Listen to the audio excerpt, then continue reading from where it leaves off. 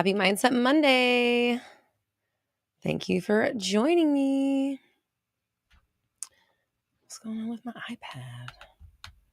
Why aren't you coming up? So, what's going on, everybody? What are we celebrating? What's the good news? What have we manifested? Let's start off with some good news and positive vibes, some success, whatever it is that you have to share. There she is. She's live on YouTube. Thank you. Okay.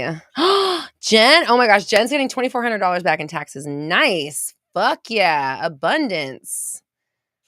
An abundance. Nice. Okay.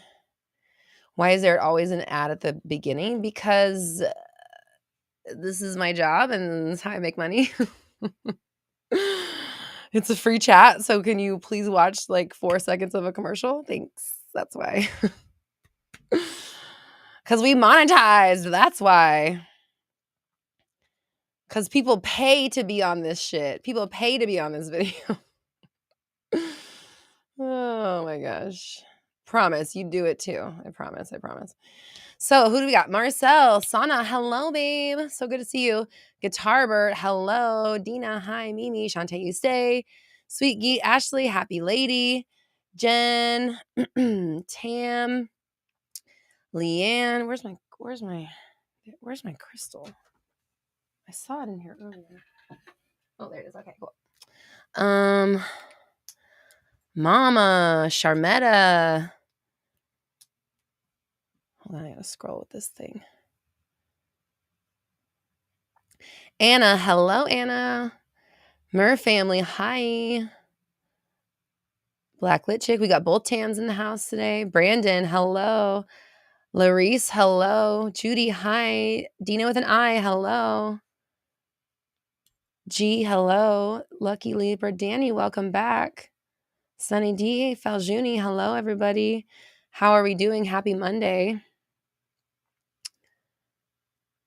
Jen says you went on a walk. Nice. Getting some movement in, connecting with nature, working on your body. You said that's cool. Congratulations. Putting your health and your, longevity on planet Earth first. That's awesome.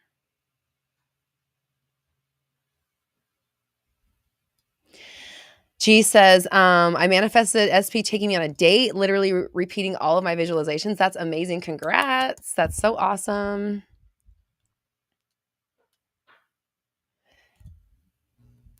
Oh, where do I want this thing? Okay, can you hear me? Okay, cool. I'm sure you can. What else we got?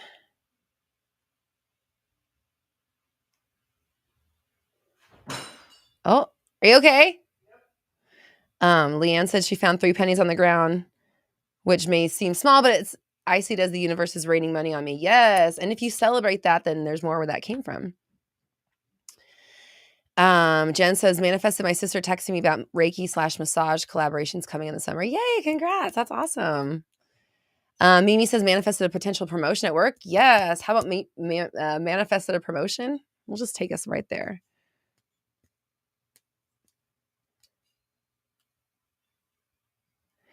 Jen says, I asked the universe to give me a sign about my SP for me to see motorcycles within 24 hours. I saw 6 on the road. There you go. There you go. And you're working on your sound healing certification in the meantime. Yay, I'm so proud of you. That's so cool. So cool. I can see a shift. I see your shift happening. So congratulations, and keep going for it. Keep digging in.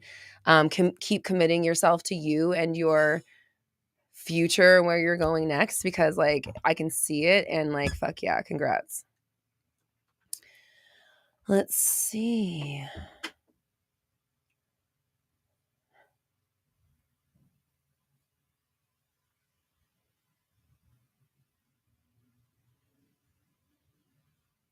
Jen had a great week. Yes, you did. I can tell. Brandon says, I actually just started working on my confidence several days ago. Saw this right when I need it. Listen, you're aligned. That means you're perfectly aligned and you're right on track. So congratulations. Shantae says, good news is I had a verifying experience with my crystals, basically just feeling the difference in the energy when I put them down after carrying them all day. Ooh, I love that. I have double, my microphone's kind of in the way, but I have double smoky quartz today. So I have my necklace and, of course, my handy dandy crystal that I use for all like crystal purposes. I use it when I meditate. I use it for Mindset Monday. I use it in sessions. It really helps transmute energy for me. And like literally, like there'll be times when we're on Mindset Monday, for example, and I'm just feeling the rush of everyone's energy, and I pick this up and it just kind of gets washed away. So I love the smoky quartz. For me, that's like my stone of choice.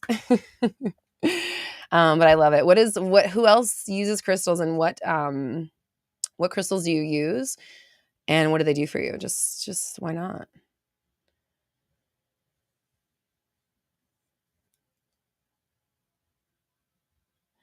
Oh yeah, Mimi. They offer commercials on lives, or ads on lives now. So I think it's just a way to help all the creators monetize as much as possible, because I know commercials are annoying, but if watching 10 seconds of a commercial helps the person that I'm watching like pay their bills and continue to make content, then like I'm all for it. Let's watch them. And that's just my personal opinion. Why don't you go ahead and like the chat, please? Since we're here, let's like this chat.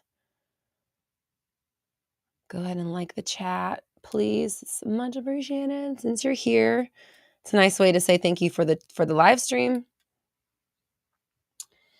Let's see. Okay. Her family says, worked on homework, started doing more on your YouTube channel. Nice. Did a live and found a producer that gets my chakra, sound, frequency, vision. Nice. There you go. Moving mountains. That's right. That's what I'm talking about. Anna says, my boyfriend's kids have started calling me mommy. Oh my God. I know that was really important to you to be like a part of their lives and integrate. So hold on. I have to take a little 360 fam, just a little bit of credit. Not taking credit for what you did, but I feel like I was a part of that for sure. And I'm very proud of you and really excited. That's so cool.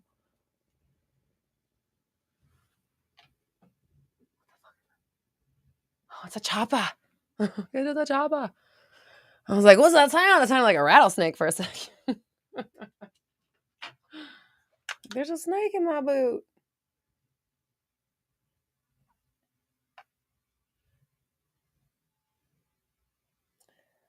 I love the way makeup feels on my face.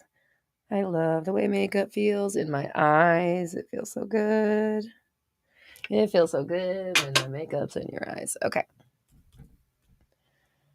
Okay, cool. She said 360 was definitely a huge part of it. I'm just going to go ahead and screen cap that part about it.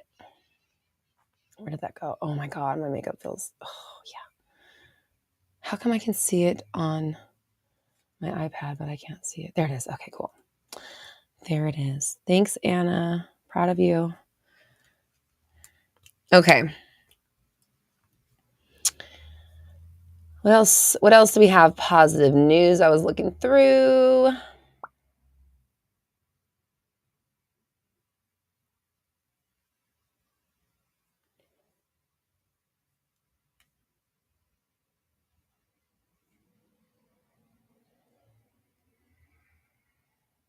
Leanne says, I've been thinking about something Roxy said, how you can shift your self-concept and then you just become the person who does the things.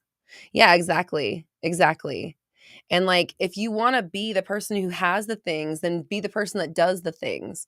Be the person that they are. That what do they do? How do they live? How do they operate? What do they think like? How do they carry themselves? And that's the thing with confidence, is that it's something that you put on. Like in Amanda Francis's book, she talks about in her book Rich as Fuck, she talks about putting on your money concepts like a pair of pants, but confidence is the same thing. You put on the concept and the idea that you are the shit, or that you are amazing, that you are lovable, you are beautiful, strong, caring, kind, powerful, rich, whatever it is that you want to be. You put that on and you wear it like an outfit, like a suit, like a whatever, a jacket, however you want to look at it. And it's who you be, and it's how you go about the world. Like on Halloween, when you're dressing up as your as your character, you're like going through the world as that, whatever it is. And so it's the same thing with confidence. Put it on and then be that version and go through life like they would. And when you do that every day, you just become them naturally. It just becomes who you are. Charlie says, my good news while manifesting my SP, I've attracted someone so much better than SP. Yes, I'm now in a happy, healthy, and loving relationship with my new person. Yay! I got to take a screenshot because you said all thanks to you. Thanks, Charlie. Not all thanks to me. You did that. I didn't do any of that. You did all of that. So congratulations. And that's fuck yeah, rad. Hell yeah.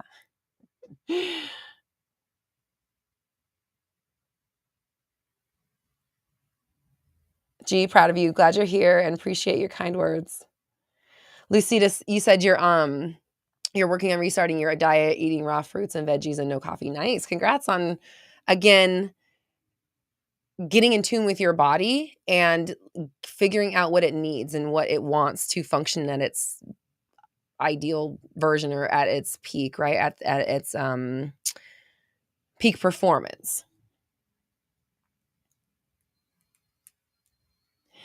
Tiffany said, went to a concert Friday and ticket rep told me you have 0 chance of getting front row seat. She didn't know who I am. The show started, new seats open. I ended up in the front row. Tiffany! Dang, girl. Wow. You need to write a book. It should be called The Front Row. The Front Row by Tiffany. And you know what? You should also count how many I think you should count how many, what's your track record? Because okay, let me tell you what I'm seeing right now. I'm seeing the front row or something like that. The front row or the VIP section, something like that. I think it should be called the front row. The front row, but you call it whatever you want. The Front Row by Tiffany. And in the book, you talk about, maybe you could literally go through every concert, the ones that you remember, and how the manifestation went, how you persisted, like this kind of stuff. And like the first part of the chapter could be explaining the story, sharing whatever happened, and then you can have how people can relate it to themselves and push through on their own. And then I don't know exactly how publishing books goes, but maybe this is some time down the line, but in books when they have the section in the middle and there's all those pictures, like how cool would it be if you had like pictures from all these concerts in that book too? I think take it. Have it. Send me a copy. Murray family says living a 10 life on 4 days with confidence and you teaching the 360 lifestyle. So yes, that's what I'm talking about. That is what I'm talking about. This is kind of how it happened for me. Like I was watching a lot of Ralph Smart, and Ralph Smart helped me like change my life in 4 days and set me on the trajectory that I'm on right now. So like I totally resonate with this kind of energy where you're just like, you know what? I just decided I'm going to fucking do what I want. I just decided I'm going to get my life together. I just decided I'm going to have the fucking thing. I just decided I don't care. It's my life, period. I resonate with that so much. And when I see that in people, I just I get so excited for you. And I'm just like I see myself in that. And I just want you to know that that's the energy that's going to take you wherever you want to go. It doesn't matter. That's literally how I got this, was because I'm that kind of person. I'm like a bootstraps kind of person. If I ever feel down, there's going to be a point where I'm like, nah, not anymore. I'm going to figure this shit out. And I do, and I will. And so, I love when I see it. And I'll be honest, it's kind of a personal blind spot for me with coaching is I have a hard time relating in coaching. And there's even people here that I love dearly that I've talked to that I have a hard time relating to, because not everybody has that thing where it's like even if I would hit rock bottom, I'm not going to be there for long, because no, not me. Nothing is going to stop me. And if something's not going right, I'm not going to be in misery for too long before I'm fuck this. I'm going to do something and I don't care, So Maybe that's what makes me do good at manifesting and switching my mindset. But it's something that, like we were just talking about, you can put on, you can start acting like this. You don't need to just be sad because you think that life is not going to be good unless you have your person or unless you have the thing. If that's how you truly feel, okay, like we need to accept that and make space for it. But you also need to say, you know what? That's not my life sentence. And actually, fuck that. I'm going to be happy and joyful and fulfilled no matter who's in my life, no matter how much money I have, no matter what I'm doing. And that's what I'm missing on some people when I coach them or offer them advice in the DM sometimes and on here. It's like the I would rather wallow and talk about how sad I am and how hopeless it is versus like doing something like I refuse to let this be that for me. I refuse to let that thing make my life miserable. And allowing it to be that thing, allowing yourself to say, but yeah, but it does really hurt. But yeah, but I really do want it. But yeah, it really does feel like I'm going to die without this thing. Well, you keep saying that. You are keeping that your truth. And I would not do that. I like, if I noticed myself saying something like that, I'd be like, "Ugh." It's like, that's a poop on my hands type of thought. Literally, like that's like I've said this analogy in the videos before. It's kind of the thought is so disgusting and horrible and like horrifying to me to think like that it reminds me of if I like had poop on my hands. I'm a princess. I don't nothing nasty. Please don't. So like having poop on my hand is like that's about as gross as I can even let myself imagine. Right.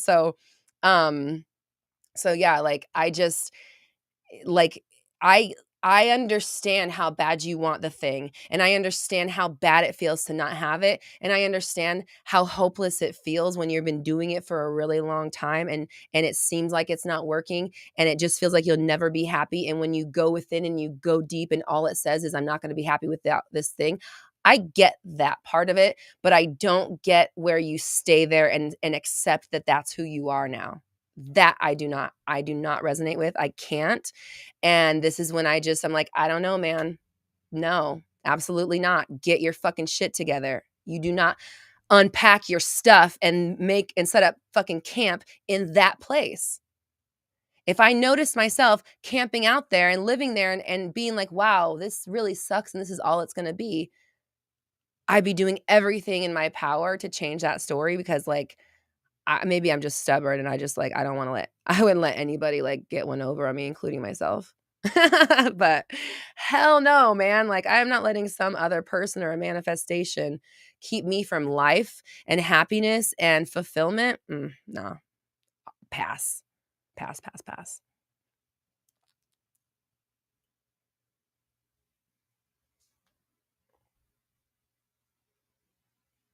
The front row flow. Yes, I love it. Oh my gosh. Proud of you, Tiffany.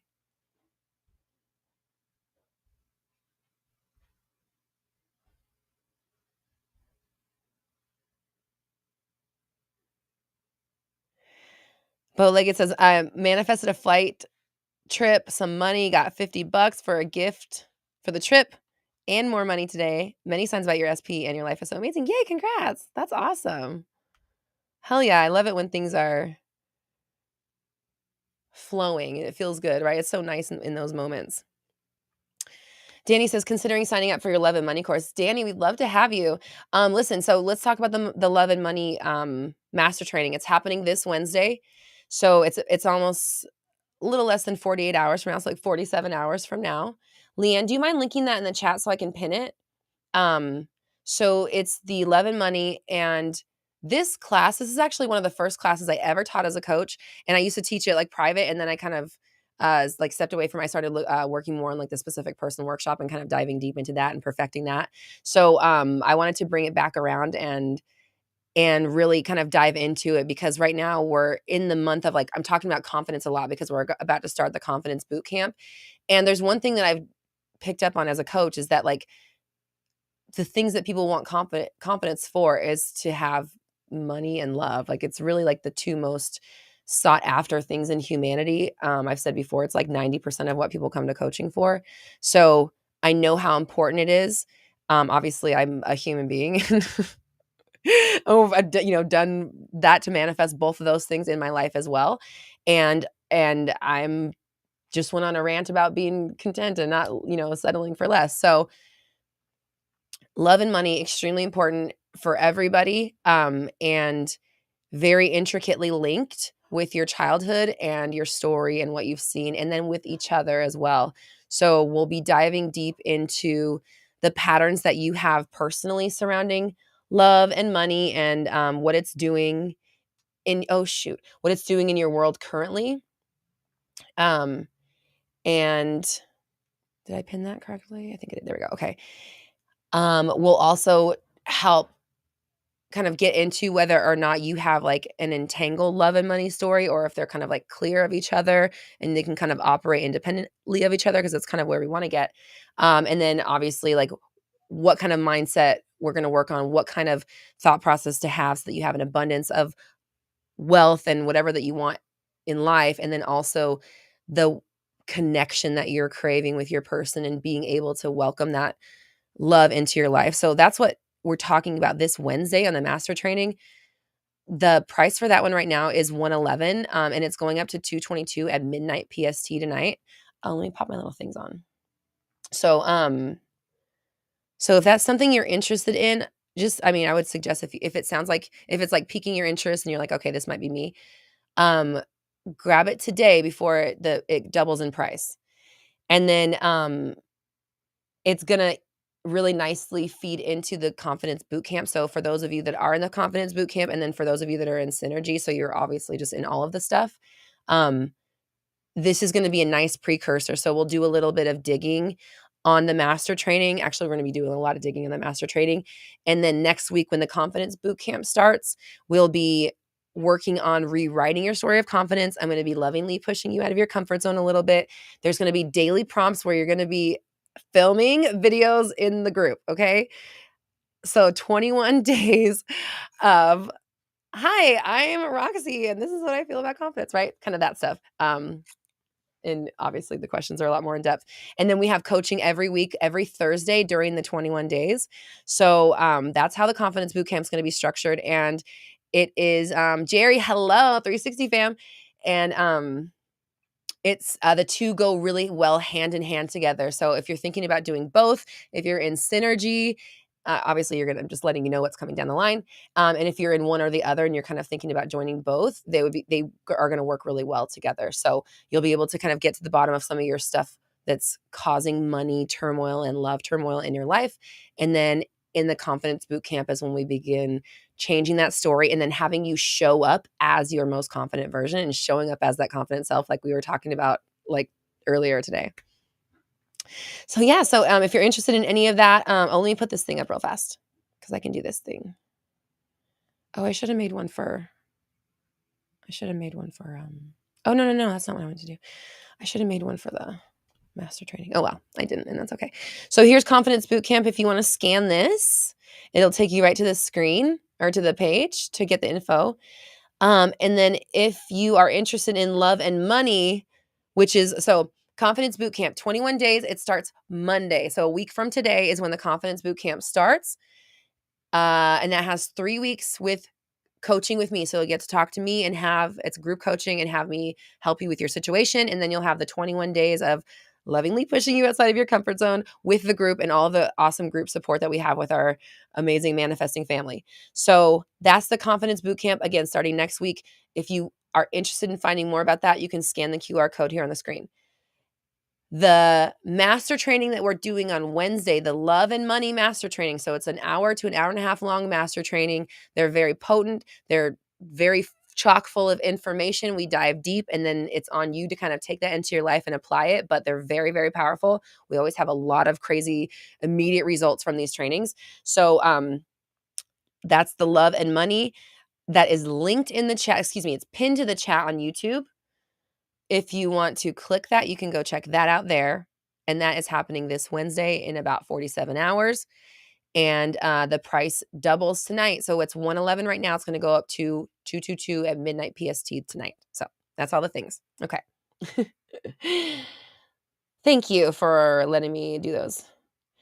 Jen said maybe the good week was due to the double Buddha rubs. Well, let's not let's not deprive you. Hold on, I'll leave the QR code up for 10 more seconds. I'm going to take the QR code down in a few seconds if anybody wants to scan it. The little one's still up in the corner, so you can always scan the little one as well. Okay, taking that down. All right, who wants to rub the Buddha? It definitely worked for Jen. She did a double rub. She rubbed his head and his belly. I'm only going to rub his head because it does not look right on camera if I rub his belly. So I'll just stick with the head rub, which is fine. Thank you, Buddha. Thank you for your generosity and your abundance. We love and appreciate you. You're beautiful. You're gorgeous. You look like Linda Evangelista. You're shiny. You're sparkly. You look like a freaking god, which, I mean, come on. Aren't we? But thank you, Buddha. Thank you, thank you, thank you. Appreciate your abundance. And if you don't know, I got this in Vegas, and then I won some money. So I was like, this thing works. So we've had it here ever since, if you're wondering why we're rubbing the Buddha. And also, no disrespect to anybody. I don't mean to be disrespectful of anyone's religion, by the way. It's all with love. I'm sorry if I was.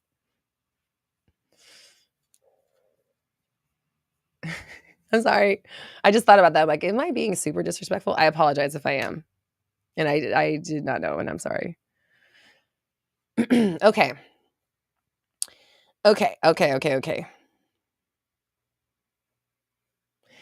Tiffany says it's so interesting with confidence, how it's not streamlined. You can be insecure in some areas and super confident with you can't tell me nothing energy in other areas, like you're different people at different times.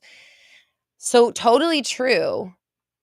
But we could let that be like a problem or a hindrance, or we could look at it and say, luckily I know how to do confidence and I know how to be confident because I've experienced it so much in this other area that I can practice doing it in this area where I don't naturally feel it.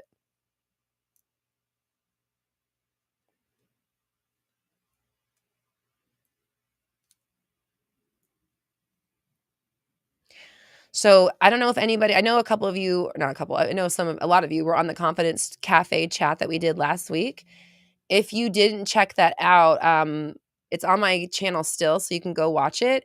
And we kind of go through how to like pinpoint the areas of confidence that we're lacking in, where we're strong in, and then get a hold of that feeling and that idea so that we can use it on the stuff that we're not so confident in. Thank you, Jerry. I so appreciate your generosity. Just so you know, on one of my streaming platforms, it only describes what the GIF is. So let me tell you what it's described as. It says, Lemon character lifting baby Lemon in the air to congratulate him. So thank you. I appreciate it. Jen, was that the Impromptu Wednesday live? Yes, it was. The Confidence Cafe chat. Exactly.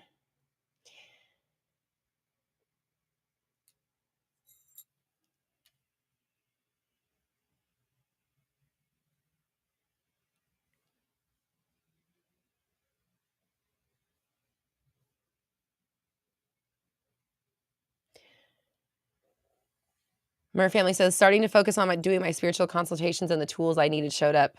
Bought 8 new decks for $10. Dang. There you go.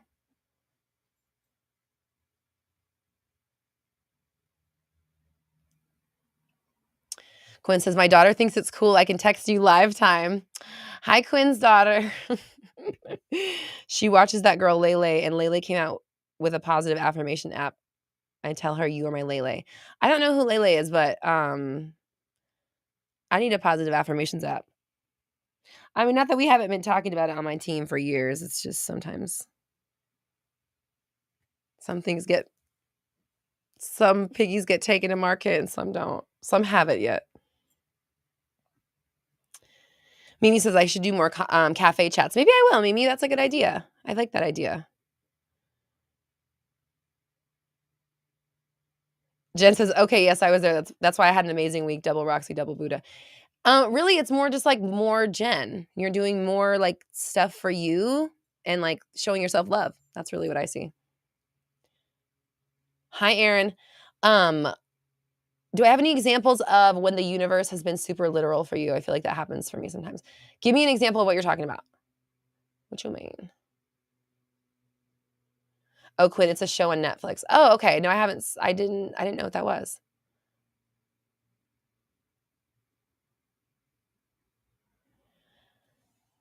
Let me get this little. Just gonna get a little testimonial. Thanks. Tiffany says the Confidence Cafe chat helped me with the concert. It was another reminder that I can have whatever I want, regardless of what the evidence looked like. I am a 10. Yes.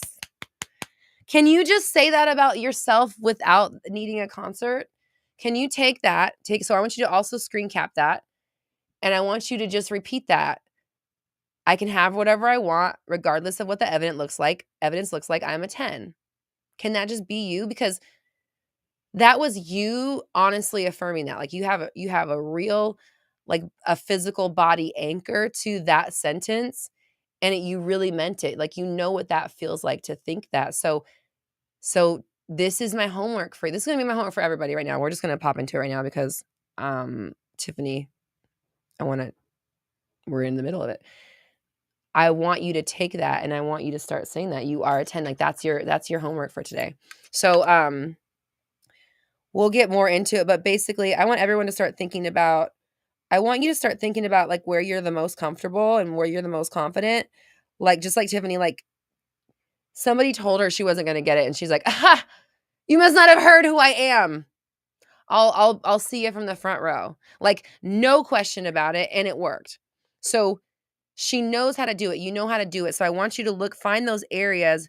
And if you were on the Confidence Cafe chat, you already know those areas. So I want you to look at those places and you're going to build yourself an affirmation and we're going to start implementing it this week. So just homework early today. That's fine. Sometimes the teacher assigns homework at the beginning of the class. Jen, you've been listening to theta waves at night. It's been helping you sleep better. Nice. I listen to tones every night as well. I mean, partially because my husband snores, but also because I like it. Ooh, Jen says you don't get the hows. That's for sure. Ooh, hold on. I got to screen cap that just because that's really the way you worded that is very genius. So listen, that is such a good observation. Okay. You don't get the hows. That's why that shit's easy. So what happens when you do get the hows in that area? I don't care. How me all day, bitch. Bye. I'll be in the front row. You can go how yourself, like even if you did get the hows, how? Like what? Is that a fucking wolf? What? I don't know. You know what I'm saying? Like it doesn't even matter. So I really like that. Nice. Thanks. Mer Family says that night, is this the night of the confidence chat? The cafe chat? That night I did this amazing meditation and an elder came to me laughing. She said, "You're the girl that wore candy red satin thongs to your priesthood ceremony. That's who you need to show up as." And I do. Oh my God. I did not expect that comment to go. I was not expecting that. Okay. Sometimes when you're reading in real time, sometimes I'm not proofreading anything I'm reading. I'm just like, I'm experiencing it out loud with you in the same time, in the same moment. Oh yeah, be that person.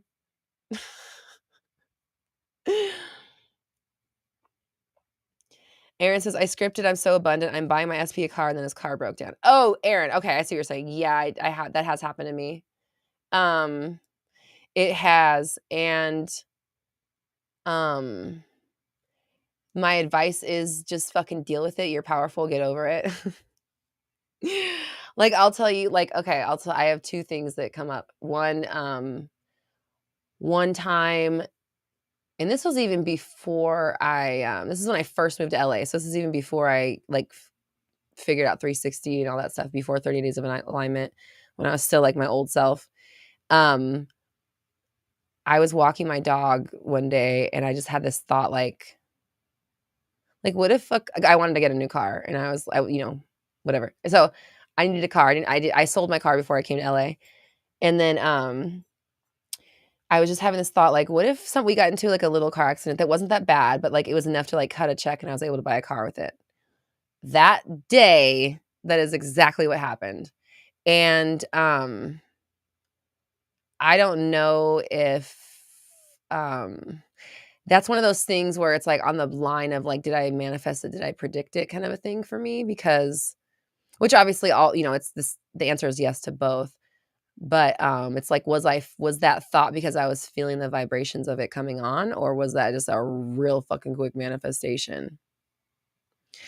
And then the other thing was, do you guys remember when we were on Taking Massive Action? Who was on Taking Massive Action?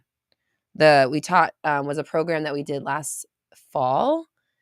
We've been actually talking about bringing it back. So those of you who are on, I'm pretty sure it was Taking Massive Action. Was that the one? Or was it Pass the Test?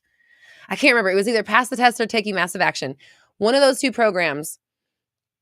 And I made an analogy about what if the basement floods?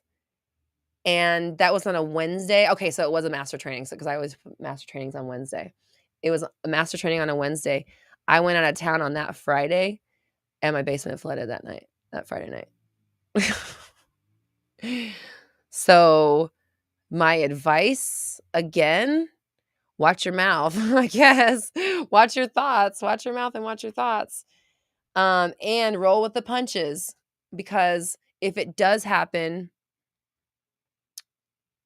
I don't know what to tell you. Like, I don't so I feel like sometimes people want me to answer for like why their manifestations happen. And I want to be like, just so you know, I'm just explaining to you the process of it, right? Like, I have no say or control or judgment or opinion on like what happens.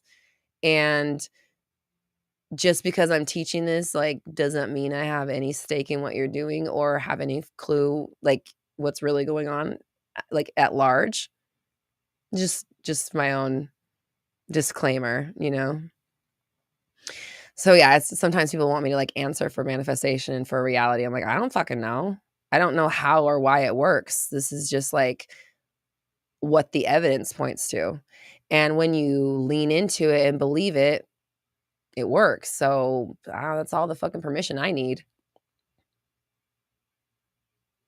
Luna says, I always tack with harm to none or in the best way possible as a little buffer. I do too.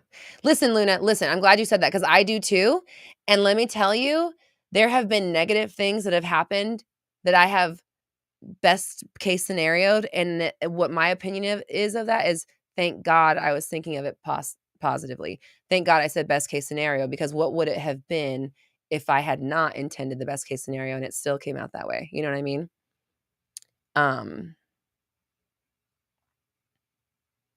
So Lucita says, I kept saying I wanted a new I'm not going to read that one out loud. Seen and heard. Bye. I'm not even going to go there. You know what? I am not going to read any more of these. I want to move on out of this energy because my life is easy and fun and everything lasts so long and it's so good. Excuse me. I'm so blessed and everything's perfect. And everything's okay. I wonder if my dad's listening right now because my dad obviously set the stage for a lot of my beliefs in this realm. Well, I mean, in general, he's my dad. But we had a conversation this weekend about perfection. Because I think that I must affirm for perfection a lot more than I notice. And he was just talking about, how perfection isn't really a thing. So just going after it in general is kind of like a lost cause. And I had a thought about it, and I'm sure he's gonna love hearing me counter his genius. However, I have the floor. Pretty sure the show says Roxy fucking talks. I was thinking about it, and I'm like, what is perfection? But my opinion of perfection is just all of the components laid out in the specific way that I want them laid out, because my perfection to some people could be, or, perfection to me could be garbage to somebody else and vice versa. And like, I don't really care. So to me, perfection is I said a perfect yet. The all of the chips falling exactly where I want them to be, the alignment in everything going exactly the way that I have deemed to be my ideal. That's what I choose, what I think of perfection as. Jay says perfection is satisfaction. Exactly. So it's like if you can look at perfection as your most ideal version and not some sort of impossible standard to live up to, now I have a balance, right? Yeah.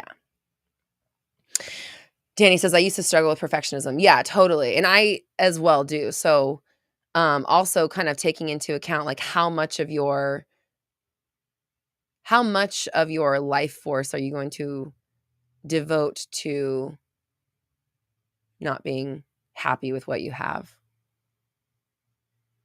And how much are you going to just say, fuck it, and actually, you know what? My life is good. I can do what I want. Change the mind, right? That's what my dad said. It's much easier to change your mind than to worry about all this manifestation shit. He's like, I would just say it a lot easier than you're saying it. That's what he said. I'm like, but I'm wordy, okay? I like saying things, a lot of words. But yeah, change your mind. Change your mind, change your life.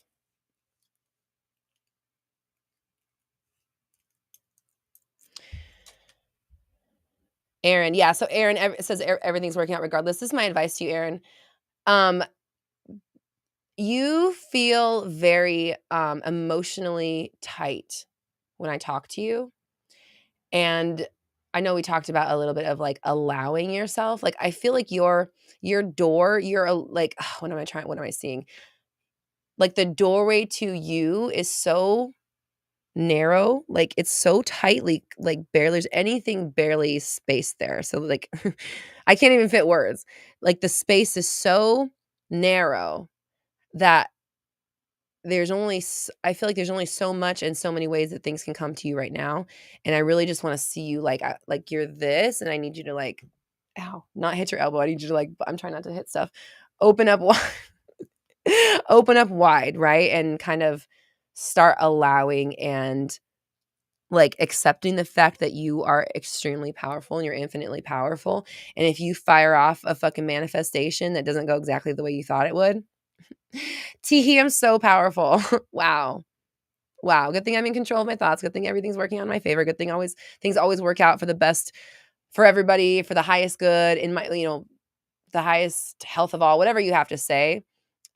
Just, control that narrative as you're experiencing it, because, you just joined Synergy and you have you're gonna be with me for a while, you're gonna be manifesting a lot more stuff, and things are gonna be moving really fast. So get over it. Get with the program. Get over it, bitch. You're powerful. Shit's happening. Michelle. Oh gosh.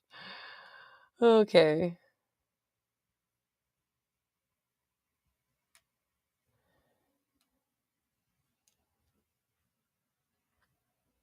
Mara says, if you always look for perfection, you'll never reach it and create lack mentality because of it. Yeah, that's like basically exactly what my dad was saying. And of course, because that's my dad and I'm a kid, I had to like find my way around it and be like, no, I'm right.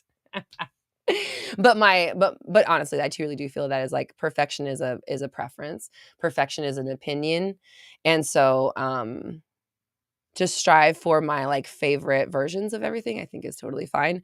Not to hold myself to an impossible standard, but to know that it's possible for me to achieve all of that.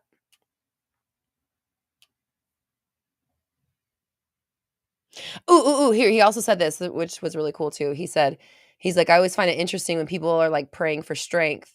He's like, because in order to be strong, you have to be tested and you have to like carry the weight and you have to like flex the muscle and actually build that strength up. So it's really what you want is ease and peace, not strength. I mean, obviously, yeah, we're strong, but like I already know I don't need you to prove it. Thanks. How about things are just easy and awesome and peaceful in my life? Leanne says, yep, like praying for patience. Interesting. Oof. Interesting. When you pray for patience, your ass will be tested, huh? That's yeah. And like this is what I love about these conversations and like looking at this stuff is like how many of us are really like looking at these concepts and deciding whether or not we believe them, whether or not we want to keep believing them, whether or not they work for where we're going in life. Are they going to take us where we want to go since we know we're manifesting? Is this kind of stuff like worth believing? Because we don't have to believe anything, you know, like you don't have to believe anything. So, what do you believe? You know, we need to pray. If we want patience, we need to pray for ease.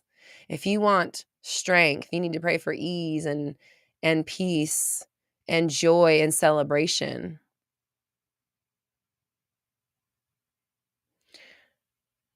Wow, a lot of people are resonating with this right now. That's real. This is there you go. There you go, Daddy-O.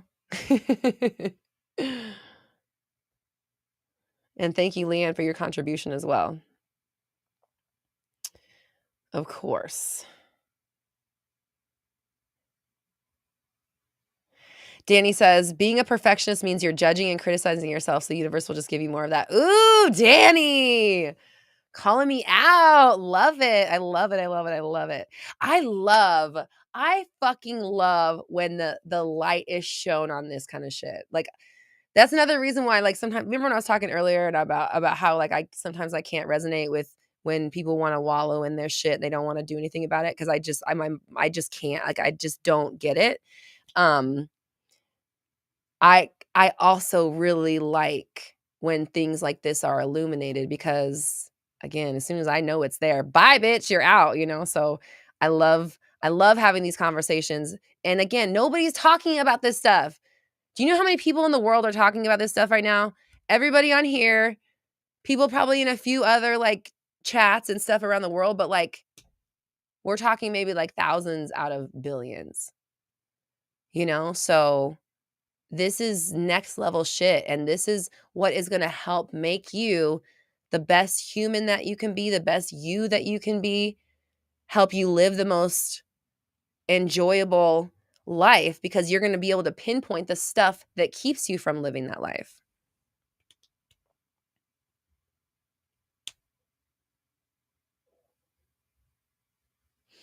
Lucy just says, people constantly saying they're being tested continue to see that in their lives as they affirm it. Jen says, imagine if we all did a session of calling in abundance at the same time. Yeah, Jen, it's called the Love and Money Master Training on Wednesday. Thanks. RoxyTalks.com/new programs to sign up, or you can click the link right here pinned to the chat on YouTube. Leanne said the same thing. Thank you, Leanne. That's my bitch. Not like my bitch, but like my girl. Oh my God, that's so funny. Luna says more people need to awaken to these truths. I can't ever go back to sleep. Exactly, Luna. Like once you know this information, you can't unring the bell, and that's exactly why like I just have kind of made my life about this is because I want to live it every day and coaching people through it, hosting these lives, hosting the master trainings, group programs, all of the stuff that I'm doing, and obviously my own research and stuff that I do personally. I'm understanding this more and more and more and more and more and uncovering more morsels every day. And like it's interesting. It's like every single day I want to uncover and know and understand more. And it's almost like one speck of dust is removed off out of infinity. There's so much. like who knows? Like we're probably not even scratching the surface with what we know. And so I just to me, again, this is where the true power of humanity lies. And for me, again, if there's a cheat code, let me have it. I'm going, like, let's do it. Or, you know, if there's a way to hack life or to make this thing work out for me, I'm going to fucking do it. You know, I'm not going to sit around and be sad about what's not given to me or what hasn't worked out yet when I know I'm doing all of it. And if I notice that I'm saying something is too hard, I can't get it, this thing isn't working, it'll never work, I'm never gonna be blah, blah, blah without it, that thing has way too much power over me, and I'm not gonna let that happen anymore. I'm not gonna let something have that much of a hold on me. It needs to be okay to just be who you are. And it's not about settling, it's about how much resistance you're putting into the world by saying, "I'll never be happy unless I have this thing that's not coming to me." Do you understand how you'll never be happy then, if that's your sentence that you think every day? So, if I caught myself thinking a sentence like that, I'd be on my fucking ass about it, period. So, if you're not on your own ass about these sentences, like, my sympathy runs low, I'm not even gonna lie. I love you, like, I want you to fucking get this so bad, but, like, if you're not gonna do something about the sentences you're letting yourself think, who's gonna help you? Who's gonna make it work for you? Who's gonna save you? I'm hearing Jewel in my head. Who's gonna save your soul, boo-boo? If you won't save your own, la da da da da da. You know what I'm saying? Oh, shit.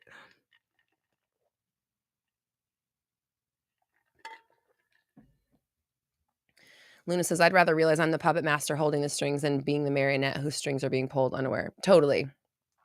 But also at the same time, being fine with that's the case, because you probably are, you're both. Can you handle the fact that you're both?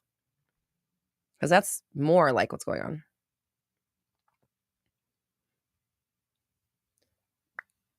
TT, thank you.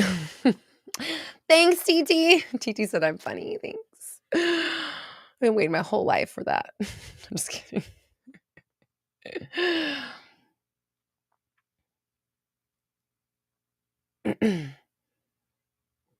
Anna, hello. Welcome. Tam says, I didn't realize how much negativity used to be going through my mind until I started monitoring my thoughts. And it's like, it's crazy too, right? Because you just don't realize how much you're stunting your own progress and your own growth and your own happiness just by thinking that your life is the way it is, just by thinking your body is the way it is, just by thinking that you're stuck where you are, just because it's been this way for 40 years and your body feels this XYZ way and the doctors have said this. You could still change that story. You could still change it and see what happens.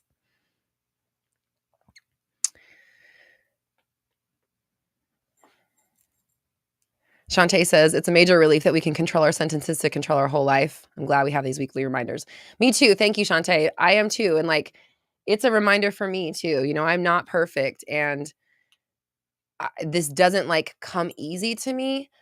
It's like, it comes as easy as something that you do every day. Like, it comes easy to me now because I do it every day. It didn't come easy to me in the beginning. You know, I had to make myself. Tabby Cat, you're so sweet. Thank you for your kind words. It says you're sparkling today. Thanks, Tabby Cat. Hold on, I will take a screenshot. I'm sparkling today. Dina says OCD therapists say that manifesting / thoughts makes symptoms worse. So I'm like, what do I do with that info? Does anyone else deal with this? This is what I talk about. This is what I was just talking about. Exactly what I mean. It's like I would see a sentence like that and be like, not for me. And whether it's true or not, who fucking cares? Like, if you already have that, why would you take that sentence and then like adopt it onto your story? Like, I'd be like, oh, not sorry for everybody else, but not for me. Not over here. I don't fucking think so, because I'm not going to let anything have that kind of fucking power over me, period. And when I notice it, bye. And that's what I'm talking about is like, who cares what a therapist said? Not that they're not right or wrong, but like, are they creating your reality? Nope. Then shut the fuck up, bitch. And I'm not saying ignore doctors. I'm not saying don't do things to take care of yourself and aid your physical body. That's not what that has anything to do with. I actually say do the things they say to do in the physical. I'm not a doctor. However, If someone tells you fill in the blank, it doesn't matter. You do not have to believe that. You do not have to take it on as your beliefs. What I'm saying is, like, let's say that you have at this point been diagnosed with OCD. You go see a therapist and they're like, well, just so you know, manifesting is going to make it worse. In my head, I'd be like, oh, that's sad for her that they think that, or I'm sad for that person that they think that. Whether I have OCD or not, bitch, I am not about to take that sentence with me. Goodbye. I'm leaving that here with you. You can keep that one. And it's that easy. And if it pops up again, you're like, oh, yeah, that was the sentence that therapist is going through. That sucks for them. For me, manifesting, having OCD helps me manifest easier. For me, the feelings actually calm it or whatever. I mean, you can say whatever, but like, I have clients with OCD that manifest just fine. This is what I want to say about this. The only way that you're at a major disadvantage with manifesting is if you do not have control over your awareness, right? Like, obviously there are conditions where there's no control over that. But if you can sit here and tell me this person said this sentence, then you can do this. And I'm not about to sit here and let you give up on yourself because of 3 fucking letters, okay? I'm hearing Jillian Michaels right now. She says, I have 400-pound people who can do jumping jacks. So can you. We're not going to make this easy. If you're looking for, what does she say? If you're looking for an easier jumping jack, look elsewhere. So I'm not gonna fail you by letting you fail yourself by thinking, oh, you know what? You have OCD. Dan, I guess you're fucked, man. I guess your life's just going to suck. Bye. Take care. Hell no. Are you kidding? No, absolutely not. So I just like, it doesn't matter if it's your SP, if it's your doctor, if it's your own thoughts, if it's your feelings, your inner child, your meditation. If it tells you something that is out of alignment with your reality, you do not have to believe it. You don't. And you certainly do not have to live your life as if that is the sentence that you are stuck carrying out. And if you're doing that, that's why you don't have your things that you want.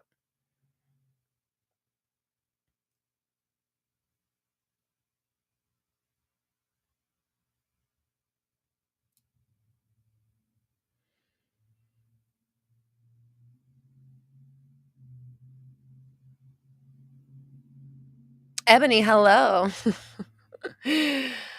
And yes, I'm not a doctor, and I know, like, I am not here to diagnose. I'm not here to tell you not to take your medication. I'm not here to do anything. I'm here to tell you that anything anybody says should be fucking questioned before you put it in your fucking backpack and carry it around all day. Even me, even what I just said. If you don't wanna live that way, then don't. You don't have to. But, like, if you're complaining about what life's not giving you and you're not willing to do this and to detach yourself from all of these definitions, then you'll probably continue experiencing what you don't like.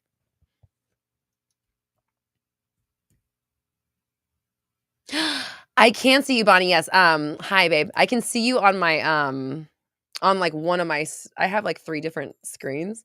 I can see you on one of them. But hello and welcome.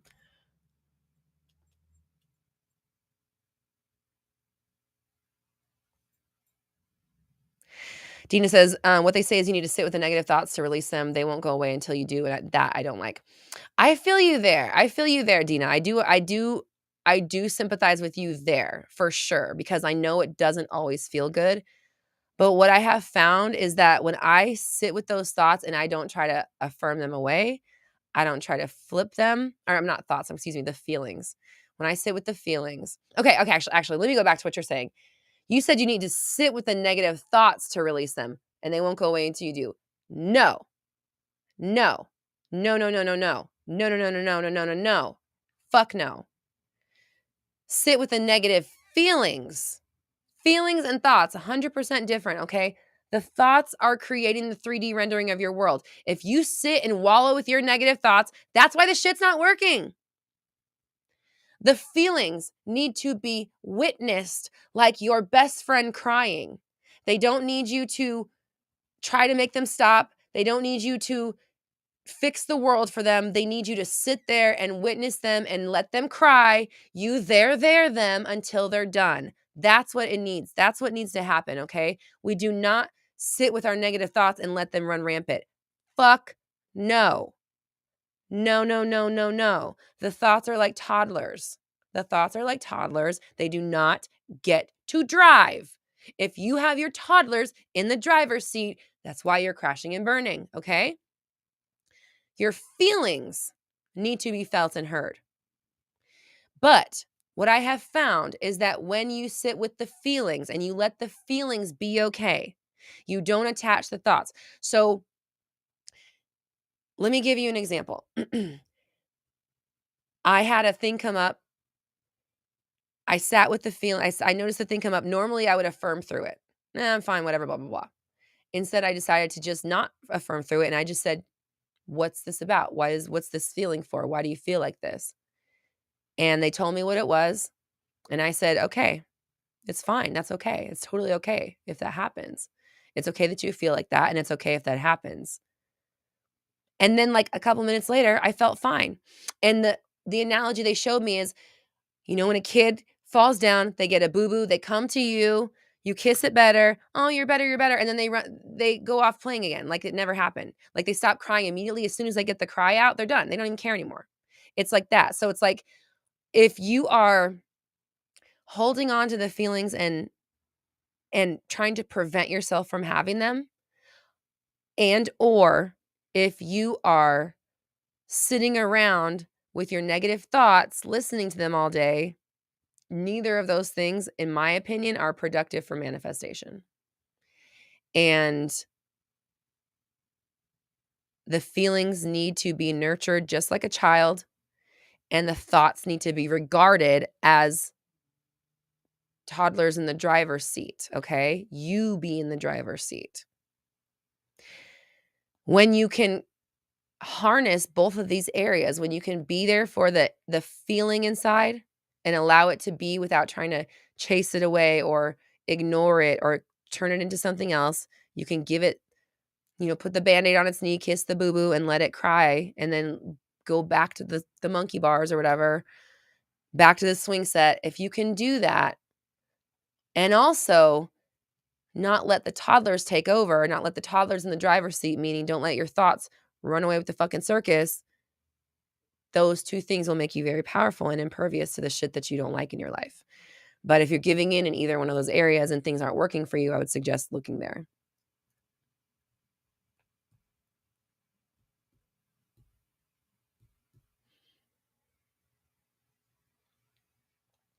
Barb says, I had a moment last week. I felt I couldn't get out of a funk for anything. Karaoke in my car literally got me out of it. It's my favorite thing. Exactly. Congrats to you, Barb. And I suggest you put that on your shit that brings me joy list and do that as often as possible.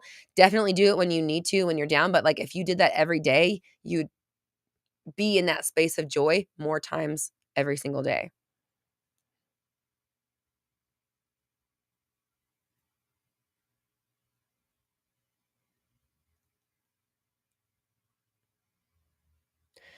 Harley says, I healed my complex PTSD with self-love and concept by telling myself I'm legendary. Nothing is wrong with me at all.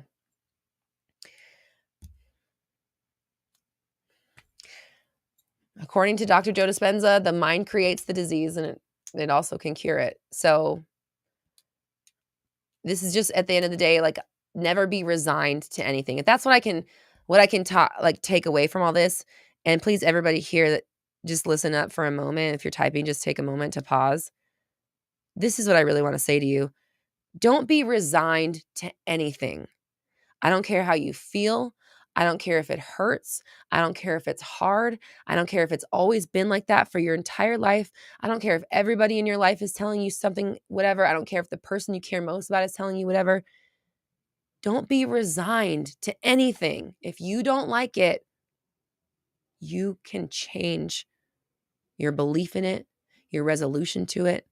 You change the energy. just don't let anything have that much power over you to where you think that you're stuck or it's not working or it's not possible because of XYZ. It doesn't matter.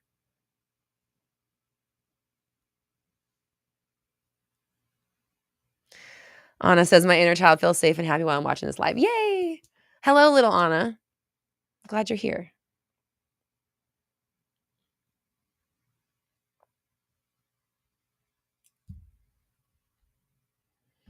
Quinn says, I've healed multiple personality splits with these techniques. It took time because each split forgot how this works as I switched, but I've walked them all up and feel more integrated than ever. Wow. Wow. Wow. Wow. Wow. So thank you for sharing that, Quinn. That's really amazing. And I appreciate you, um, sharing that testimonial with us because I know it feels like these things are stuck with us. You get a diagnosis and it feels like that's you or whatever. Or you, even if you've experienced something your whole life, it feels like it's you and it is you as long as you define yourself as a person with that issue. If you're a person who love's never worked out for, if you're a person who it feels so hard to imagine having what you want, then you are a person who love's never worked out for, and you are a person who it just things are just probably not going to work out for you. You just can't even imagine it. But you don't have to define yourself that way. And even like to this level of control or I don't even shifting, I don't even know what to say about it, is just really powerful. And we need to know that this is possible. You're not stuck with anything.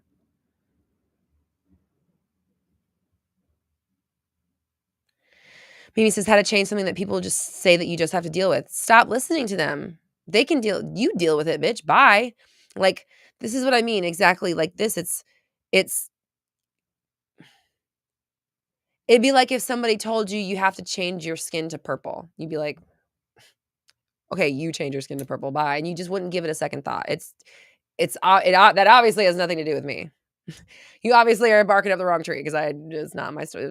Not me. Bye. You know what I mean? It doesn't matter. Like, who cares? Who cares what anybody says? I mean that. Even me, who cares? If I limit you, then fuck what I say. If your SP limits you, fuck what they say up here in your mind.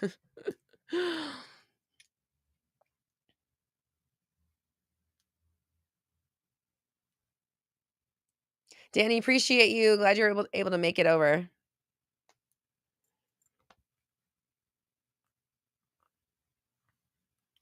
Leanne says, it's easy for me to disregard what other people say, do, and think. Me too. I'm just like, I think from my perspective, it's like I'm a very eye on the prize type person. I'm a stay in your lane type person. I'm non-judgmental. I don't care what you're doing. Like, if it doesn't have to do with me, if you're not harming people, I don't fucking care what you're doing. Like, it's none of my business. I don't care. Like, my grandma taught me to mind my business.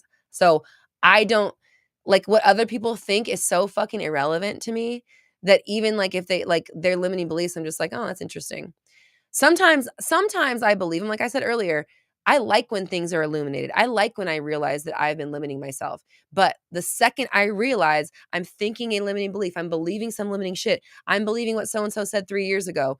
The second I notice it, gone, bye, not anymore. I don't think so. Ooh, ooh, ooh, ooh, ooh. Here's one. Oh my God, you guys are gonna love this. Okay, because this is a personal evolution that you've seen me go through. So, do you remember in the very beginning of my business, I've told this story a million times, when I only had 4 affirmations because I didn't understand fully how affirmations worked. I knew that they were creating my world all day long. I just didn't grasp the fact that every thought I was thinking was an affirmation and was creating my world. So I only had like 4 affirmations. Remember, it was the work I do is in alignment with my highest calling. The work I do is aligned to my soul's highest purpose, which are very similar. I can't even remember the third one now. And the fourth one was 100% of the income I receive comes from my own ideas, products, and services. So I set those 4 affirmations, which I can't remember the third one, but it had something to do with these, exactly what I'm doing. I'm 100% in control of my own dominion, something like that. So funny. I realized in meditation just this weekend that I changed my story to 100% of the income that I receive comes from my services, products, and ideas. If you listened to my podcast last week, you'll know that I have decided maybe I don't want that. Maybe I don't want to have a business in order to be prosperous or whatever, right? Like this is me. I was like breaking through like money structure, like thoughts, right? On this podcast is to this day, the best podcast I've ever recorded to this day. It was the one I did last week. I haven't recorded one since. I will tomorrow. We'll see if it'll top it. You need to go listen to it. Like, please go listen. It's incredible. But I realized that I'm still defining. I shut this fucking thing down this weekend. They told me like I haven't changed my story from 100% of my income from some of my service products and ideas.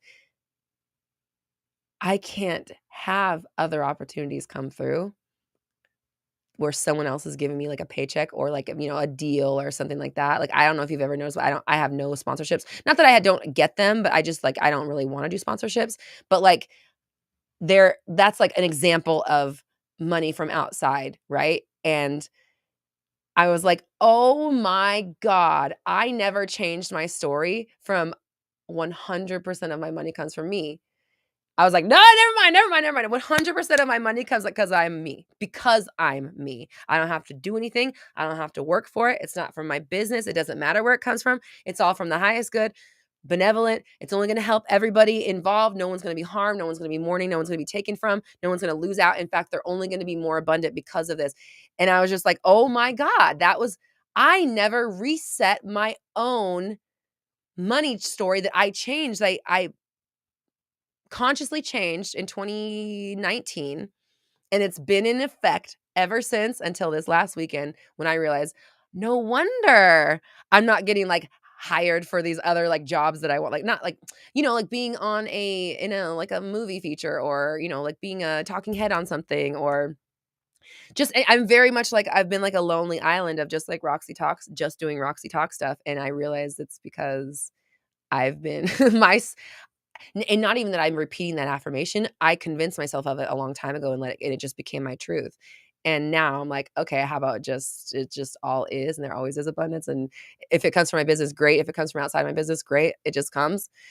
So that's what I mean by it's like, I set that belief on my own. I wasn't born with that belief. I didn't come up with that belief. I made that belief and I put it into play in 2019, and it's been in effect ever since until this weekend when I realized that it was limiting me. And now guess what? 100% of everything that comes to me comes just because I'm me. That's it. That's the only prerequisite. And guess what? I already fucking passed. Cool. I'm good to go. I don't have to do anything. And it all comes from all kinds of great sources. Shantae says, congratulations. That's a breakthrough. Thanks, Shantae. Yeah, it really was. And I was really excited for myself. Like, wow, okay, cool. I'm busting through stuff. But that's what I mean. It's like, if you discover something that's limiting, great. Awesome. If you notice that you're limited in some way, fuck yes, you just noticed that.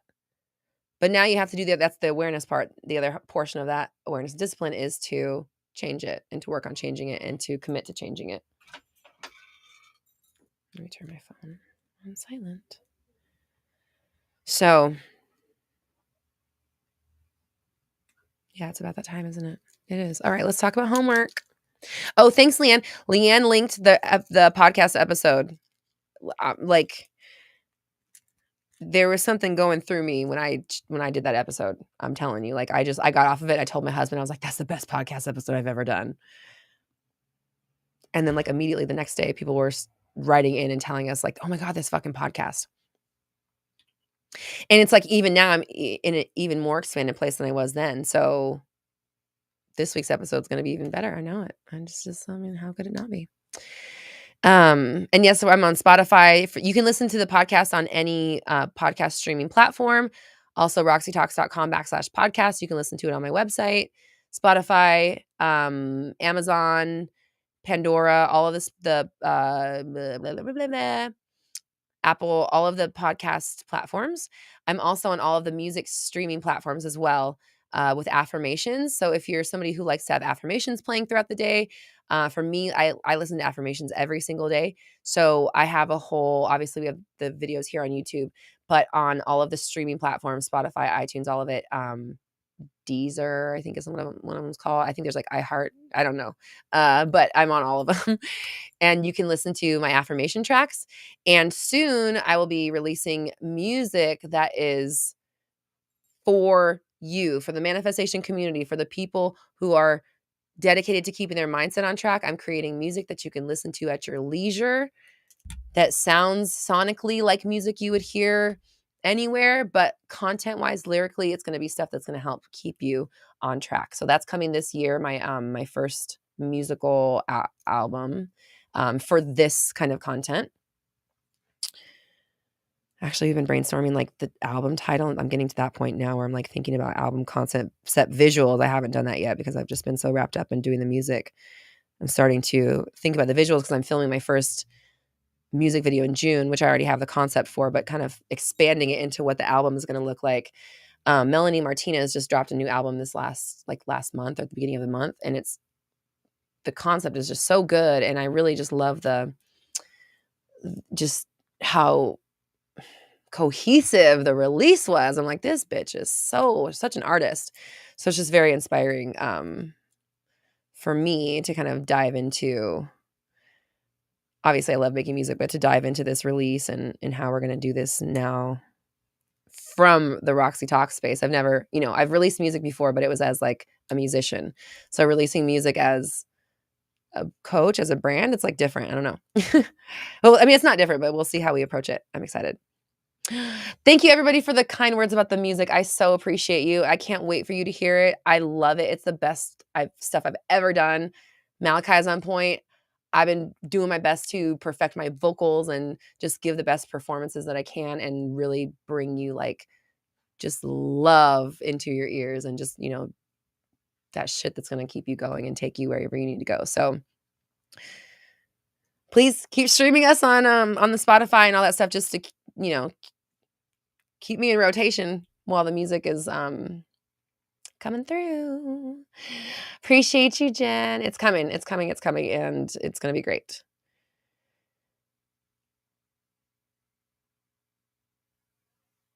Okay, so thanks, Leanne. I love you. Leanne says, and if you're on Instagram and TikTok as well, and probably YouTube Shorts, you can put my affirmations behind your posts. So, when you put like a song in your reels or in your TikToks, you can put all of those are on there as well. So if you just search for Roxy Talks, all of the albums are on there, and you can put those behind your reels and stuff.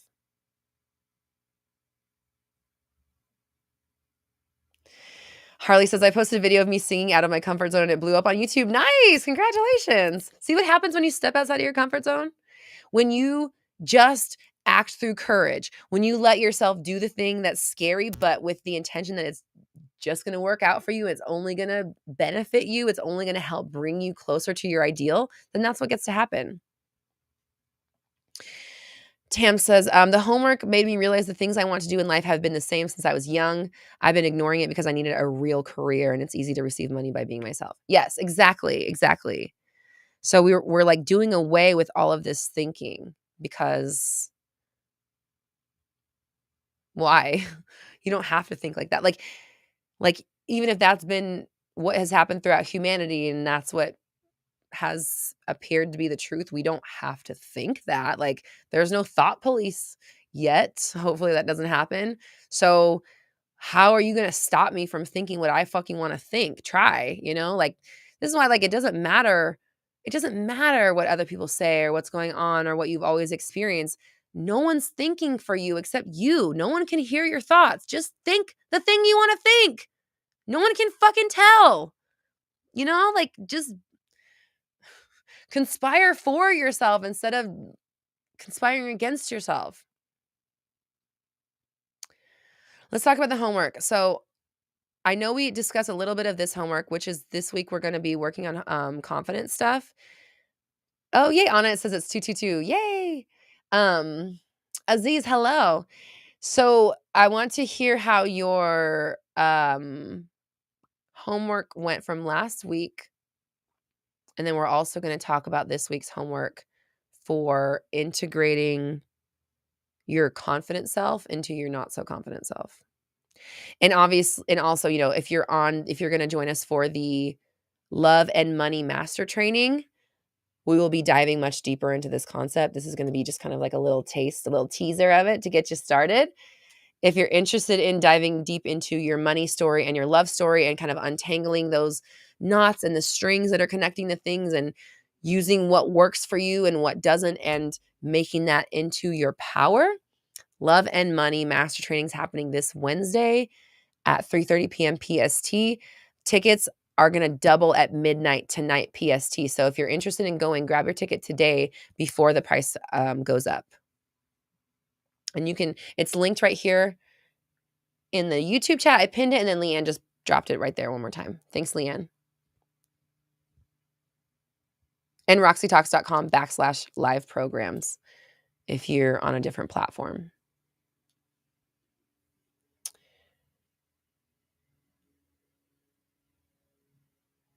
Okay. Shantae says, it was great homework for being aware of where my vibration was and at which activities bring up that wonderful flow feeling. Yes, I love it. I love the emojis too.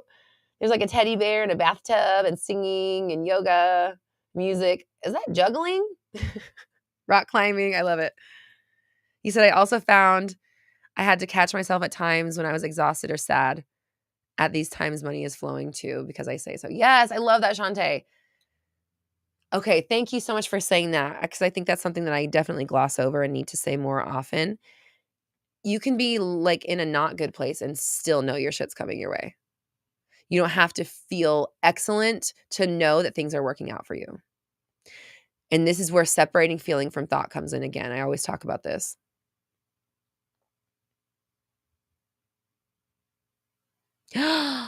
Okay, hold on. I got to take a little screenshot of this. Luna just described like my dream world. Luna says, totally random, but Roxy always looks like she's sitting in a cotton candy cloud surrounded by pink cosmic light. Thank you so much. I love it. I am. That's exactly what's happening. I am on a cloud. What if I was? When I was a kid, my dream was to touch a cloud. And I just like, all I wanted was to touch a cloud.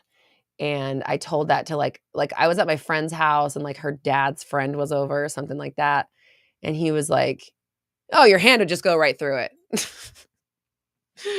I was like, like shattered my fucking dreams. I was, I grew up in Care Bear era. So I'm thinking we can ride on these clouds and just they'd be like the squishiest, most fluffy things. And I just knew someday that I would like even like, there's a Shirley Temple movie. What is that movie? When her parents die. Her parents die in like every movie that she's in. And she ends up like somebody takes her on a plane ride and he's like, this is like telling her that she's in heaven and that's where her parents are or something like that. But I even remember watching that and being like, okay, so I could like go up in one of those planes and like reach my arm out and like touch this cloud. But that guy dashed my dreams. Never forget that. Oh my God, Dina. Oh my God, says I always want to touch a cloud too and sit on it. Oh my God. We're so alike, Dina. We are so alike. It's so funny.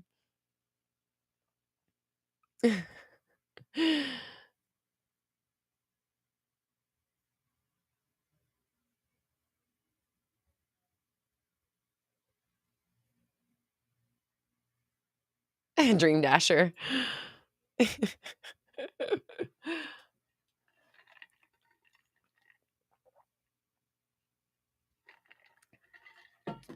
Back to Cosmic Pink. Cosmic Pink is a cool name too.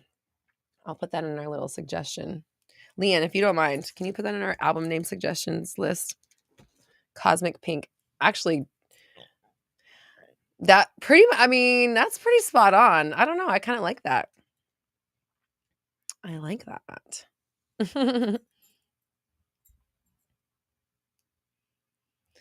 Luna said, sitting on a cloud has always been my dream, but at night with the crescent moon behind me and sparkling stars around me. Yeah. Oh my God. We're all so alike. Oh my God. Dina's like, can you guys watch Daisy Jones and the Six? I put the preview on and my husband did not. He was not really impressed. I was like, Dina said I would like it. He was like, next. We've been watching cooking shows lately.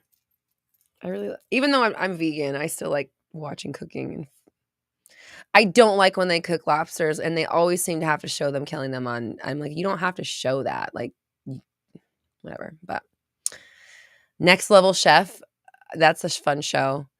That's on Hulu, and then there's one on Netflix. Oh man, and it's like they have different amounts of like prices for ingredients that they get. Actually, these shows are really similar.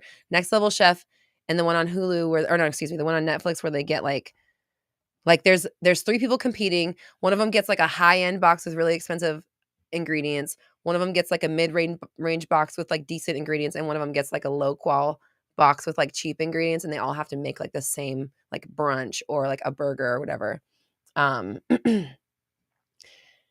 Both of those shows I really like. I can't remember the name of it, but it's on Netflix. Something about price or but not budget. I don't remember what it is. It's got like a green like dollar sign in the logo, I think. Whatever. I was talking about homework. Thanks, Mimi. Somebody started talking about TV and the train went off the rails. This is why you got to finish your homework before you turn on the TV. Oh, Luna, let's hear about your synchronicity. Okay.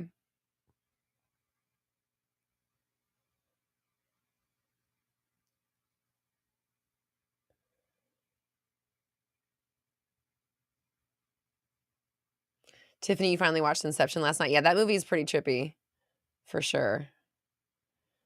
Versus, I haven't watched Abbott yet, but I definitely want to check it out.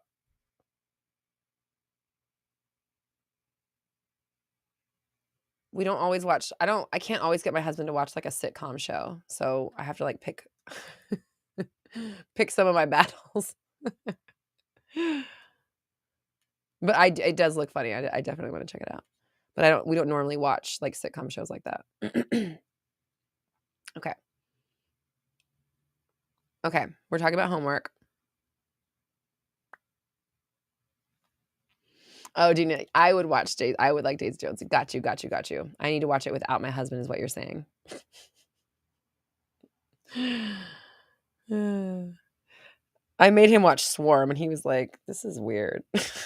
He's like, what is this? Okay.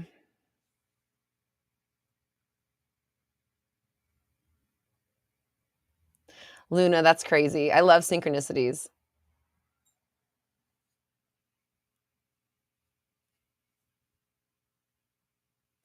I love synchronicities. Okay. Homework this week. This is what I want you to do. Mesh, hi. Okay. Your homework is going to be to Anna, I'll answer your question in just a second. I like your question.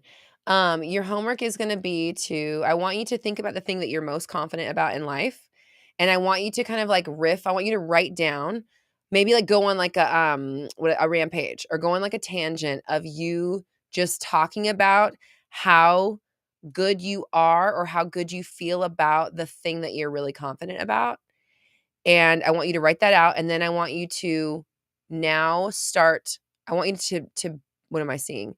They're like, oh, I'm just going to tell you what they're saying. Break the shackles off so that that's not the definition for just that thing. It now gets to like spread and be the definition of you. And you're going to practice saying that about yourself as a whole.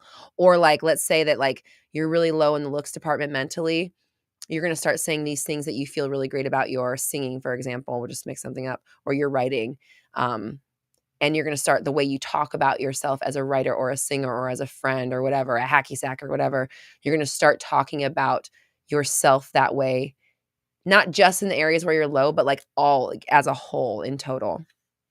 So that's what your homework is this week. Goosebumps. Yeah, sorry. Who's talking? Luna's talking about goosebumps, the phenomenon on the skin. Or Rizzo's is like, are we talking about Goosebumps the books? Because I love Goosebumps too. Just so you know, Rizzo's. I love Goosebumps. Goosebumps was my fucking jam for sure. The show, the books, that was my shit.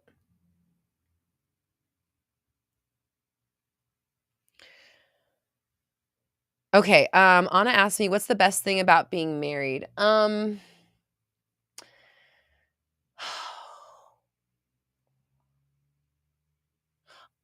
think because I'm thinking of all these things, and all what really boils down to is like the partnership. I think like we have each other's backs so much, and no matter what I want to do, he's like, "Oh, cool, fine. Like, how can I help you?" And anything that he wants to do, I'm like, "Cool, what can I do to help you implement it?" Like, we are very much super supportive of each other, and we make a really good team. We're both very artistic and very creative.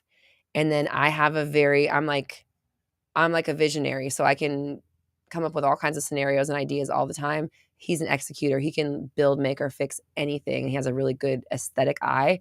So when we come together, we just make good shit happen because I have the concepts and he can execute it, deliver it. So I think our partnership, and we just really, having somebody that like gets you and understands you and accepts you and supports you, and like, I think at this point, we'll be our 10-year anniversary this year in September, and marriage anniversary. We've been together for longer. But I think at this point, it's kind of like the life we've built together, I really appreciate. And, we do what we want. We're there for each other. We're working on eating healthier and working out and doing things like that together, and making sure that we meditate and just like trying to live our best lives and like be our best versions. And I definitely like didn't have that with in my other relationships. Like, no shade. I wasn't there either. I'm not saying it's their fault, but like I was not there, and I wasn't in a place like that. So for me, that's, I think, what I like the best is, yeah. Michelle said I get to be as weird as I want. Same. Like, I just get to be myself, and like he likes my weirdness. So when I do like weird, like Liza Minnelli things, and I'm just like singing like I'm on Broadway, like I'm always doing weird shit like that, and like busting out, or I'm like singing like Madonna or Mariah Carey or Beyonce at the top of my lungs, and he just thinks it's great. He's like, "Cool, do it. I don't care." He's like, "Why are you apologizing?" I'm always apologizing for being weird or annoying. He's like, "I don't think it's weird." So yeah, having somebody that has your back like that, and that would be the best part about it, I think. That's what I love about it. Does that answer the question? Dina says, my SV loves my weirdness too. Yay, proud of you, Dina. Fuck yeah, he loves it. Can't get enough of it. Dreams about it. He wakes up thinking about it. He's like, I need to get next to that weirdness. Feeling a little too normie around here. I need a little splash of that Dina. Actually, I need a whole tidal wave. I need it every day. Leanne says, I do a lot of weird dances, things that aren't attractive at all, and he loves it. Yeah, me too. But that's what I like, like when you can accept yourself for the weirdness and who you are, then your partner can accept you for that version and just like be there for you, and just like my weirdness is attractive to him. That's weird to me to say, but it happens, like there's definitely somebody out there for everybody. And honestly, once I realized, I've told this story a million times, and I'm not fucking around, and it's not going to change, and there's no way around it. Like, once I realized that what I brought to the table and the prize that I was, he was able to come through.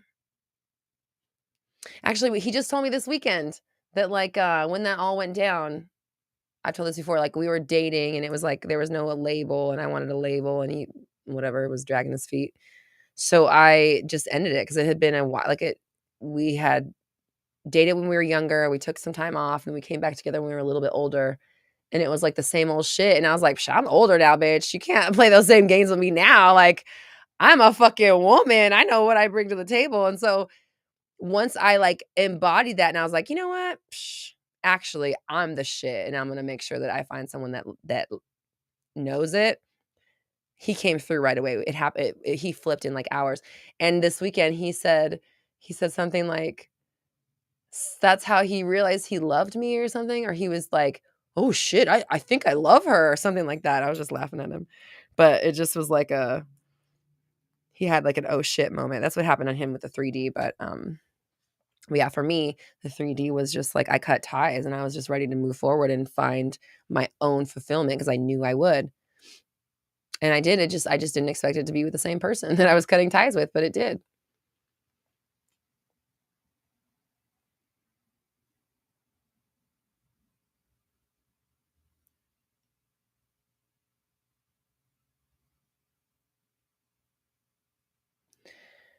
So Jen says, I'm actually fine with my weirdness. It's my looks I struggle in. So that's where my block is. Jen, I've been there too. Honestly. And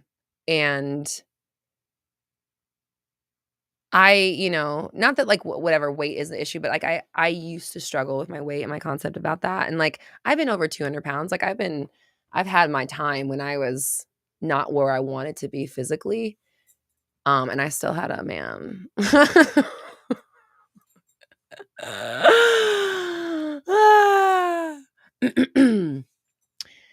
I keep hearing Megan. I don't want to say it because I think my dad is listening, but I'm hearing a Megan the Stallion lyric in my head.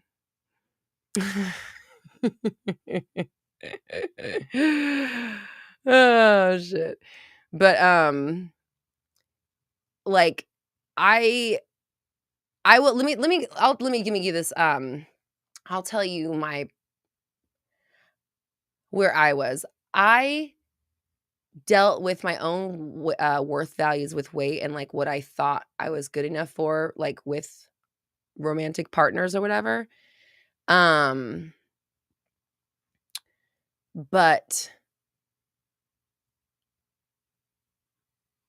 I always also knew that like my internal awesomeness was like worthy and of value. And I let that be okay. You know what I mean? I let it be okay. Like I may not look the way I want to look, but I'm still like awesome. So you're welcome. I mean, like I definitely had like I've settled for maybe people that I shouldn't have gone for or whatever. But the weight is not it's not the problem you think it is. It's not the weight that's an issue. It's that you think the weight's an issue. No, it's not Cake or WAP. It's actually the Pie song with Dua Lipa. I ain't never had to chase dick in my life. That's what I was gonna say. But it's not true because like I was just saying, I was chasing my husband, but I was chasing him for a commitment. We were already like together. I just like wanted him to like acknowledge it. But honestly, that affirmation, that kind of mentality and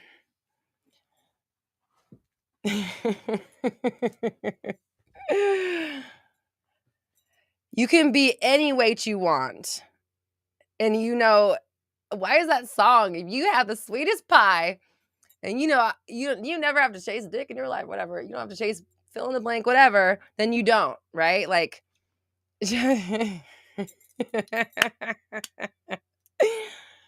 but you pick that. You pick it. And you have to stick to it. You pick it and you stick to it. Pick it and stick to it. I'm glad you guys are enjoying this. Yes. But yeah, that's what I'm hearing in my head. It's just like, like it does not matter how you look. I promise. It's not the weight. It's that you think that there's something wrong with you. It's that you think that you can't have the relationship that you want at this weight or whatever.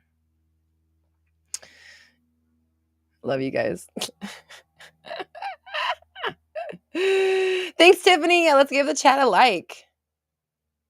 Got 71 people and 64 likes. Let's go ahead and get that to 70. Let's get that to match. Melly says, I'm loving this today. For me, it's not weight, it's age. Anyone else? Listen, Melly, you're not alone. And I need you to stop right now. Everything that I've said about weight, same thing. Okay. It's age is nothing. It means literally nothing except what you say it does. Okay. So it's don't go there. Don't even go there. It means nothing. Like there are people in relationships in different age gaps all across the board, all genders, all situations, all walks of life. Okay. So don't make it a thing, even if it feels like a thing, even if you believe it to be a thing so far, even if life has shown you it's a thing, it's not. So don't make it the thing. Oh yeah, Leanne's 13 years older than her partner. So you got people in the chat that are just like, nah, I don't fucking care. I'm awesome and I'm going to have my relationship that I want. Thanks, bye. Melly's like, it's not a thing. It's not even a thing. It's whatever you make it to be. Luna says it was weight and age for me too, not anymore. Yeah, and Luna, listen, like you've shared a lot of inspiring stuff. So thank you for sharing that as well and letting others know like neither of those things matter. They just, society tells us they do. And it's definitely like perpetrated onto us that like people or women or whatever must be a certain size and that you lose your value after a certain age. But like, that's not true. We don't, again, like we were talking about earlier, we don't need to believe it. We don't need to take on these concepts and make them our lives just because someone else said it. Even if 1 million people said it, I don't care. And 1 million people can shut the fuck up. Oh my gosh. Hold on for a second. I thought somebody else. Okay. Harley, you said, I'm 33. My SP is 23. I thought somebody else that I know here said that. And I was just like, wait a minute. This whole time, this person's been 23. I honestly thought it was Dina for a second. I was like, wait, he's 23. Oh my God. I was like, this is going to change everything for me. She's like, no. Yeah. Okay. I didn't think so. It just like for a second, it caught me. And I was like, wait, what? But Harley, fuck yeah. Hell yeah, work. Lucy was like, I'm ageless. I'm eternal youth. I'm reverse aging and only getting younger. Yes, exactly. Exactly. Esme, hi, babe. I saw that you posted something earlier and then I missed it in the chat. I'm sorry I didn't see it. Yes, hi 360 fam. I love seeing you guys here. Miriam said, I just broke up because he was 6 years younger than me. Listen, you can do whatever you want. You are a prize. You are a diamond. Whoever you're with is absolutely lucky that you are giving them an ounce of your attention, okay? Always. And that's like, that was the realization that I had when my husband came through. Was like, I'm a fucking diamond, and anybody that gets to be even within sniffing distance of me is fucking lucky. And not in a selfish, like conceited way. Like I'm not out here being an asshole. That was just the air I was carrying myself with. Like, have you seen this though? Like, have you seen it? And again, like it's not anybody bad. Like I am like I said earlier, I'm no judges. I mind my own business. I don't care what you're doing. I'm not trying to get in anybody's way. I stayed in my own lane, but I just realized how fucking great my lane was. And anybody that gets to be anywhere near my lane is fucking lucky. And I made that choice. Just understand, I made that choice. Let's see, I was like 26. I think. So that was like 13 years ago, okay? I was not this version of me. I was not doing this. I didn't have a husband. I didn't have a business. I wasn't at like some amazing ideal body weight. I didn't have any of those things. But I realized who the fuck I was in that moment. And I think part of it is I remember my mom saying something like, I just wish you girls would talking about me and my sister or something like, I just wish you girls could see like how much power you have. Like it's so ridiculous to like if I was that young, like if I could be that young again, I just wish you knew what kind of power you have. And I was like, wait a minute, mom, hold on. Hold on, mom. I am that age now. Like let me not waste this.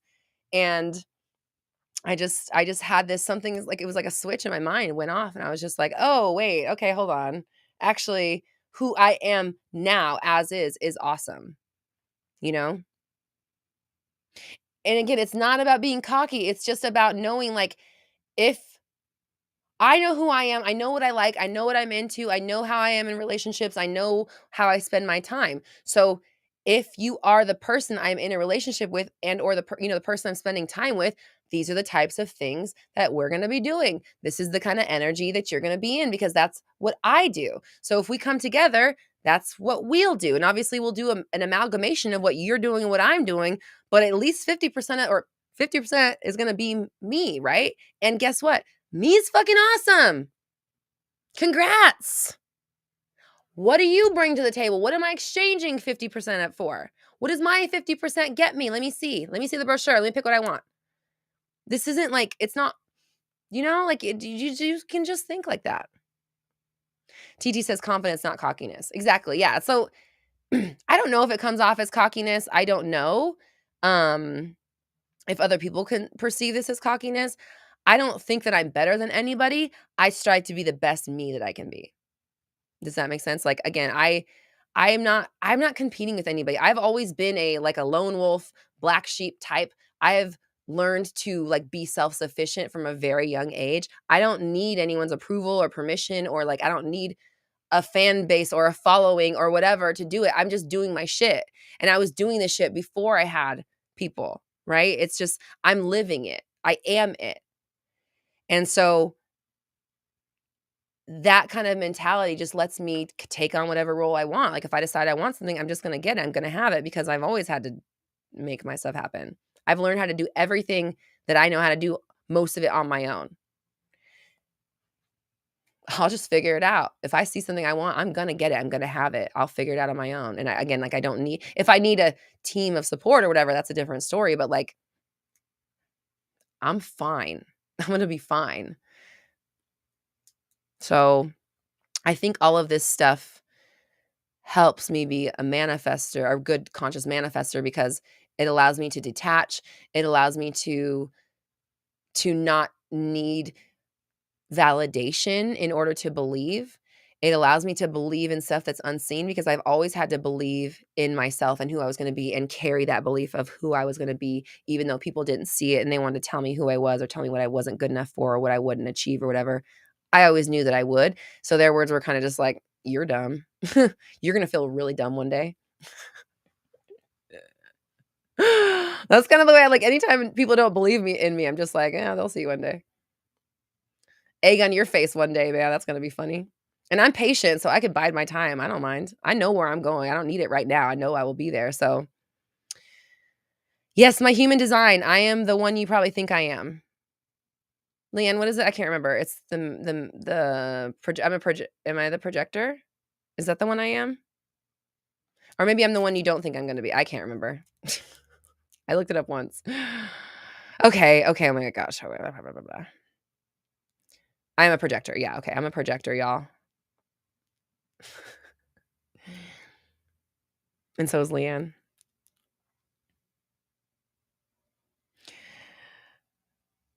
You guys are talking about my Capricorn moon. What do I get for my 50%? Yep. Practical. Business. On the table. What do we got? How are we climbing together? Okay. All right. We're doing that thing where we're going on and talking about nonsense now, aren't we? I'm the one talking. It's she. That's me.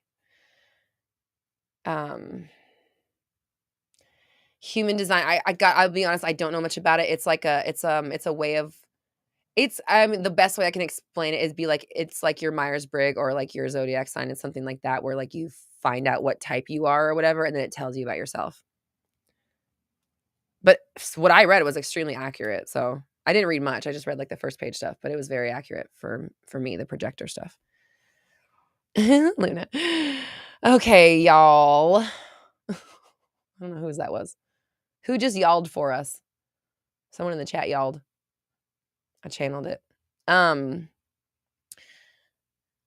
Just to recap, Mama says, I'm patient when it comes to proving myself too. Yeah, I'll wait. I have time. I'm not worried. I'll wait for my time in the light to shine. And that's why like I'm not a jealous person. I'm not a like vindictive because I don't need you to do anything for me to fucking shine. I don't need you to lose out for me to win. It's just like I'm going to win regardless. If you get to watch, cool. If you're winning too, cool. Like I want other people to win too, but other people winning doesn't take away from me winning.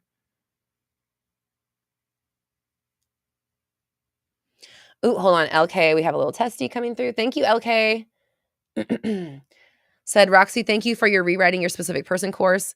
SP literally said 10 million things I always wanted him to that old me never thought I would. Thank you. Yay! Proud of you. Yay. And congratulations. Michelle, it was you. I had a feeling it was you. Ashley, the homework for this week. Leanne, do you mind retyping it? Basically, what it's going to be is I want you to think about the thing that you're most confident in your life, and I want you to go on a riff or like a tangent or a rampage, and I want you to write out all of the things that you think about yourself and how good you are and how much of a badass you are, whatever, at this thing.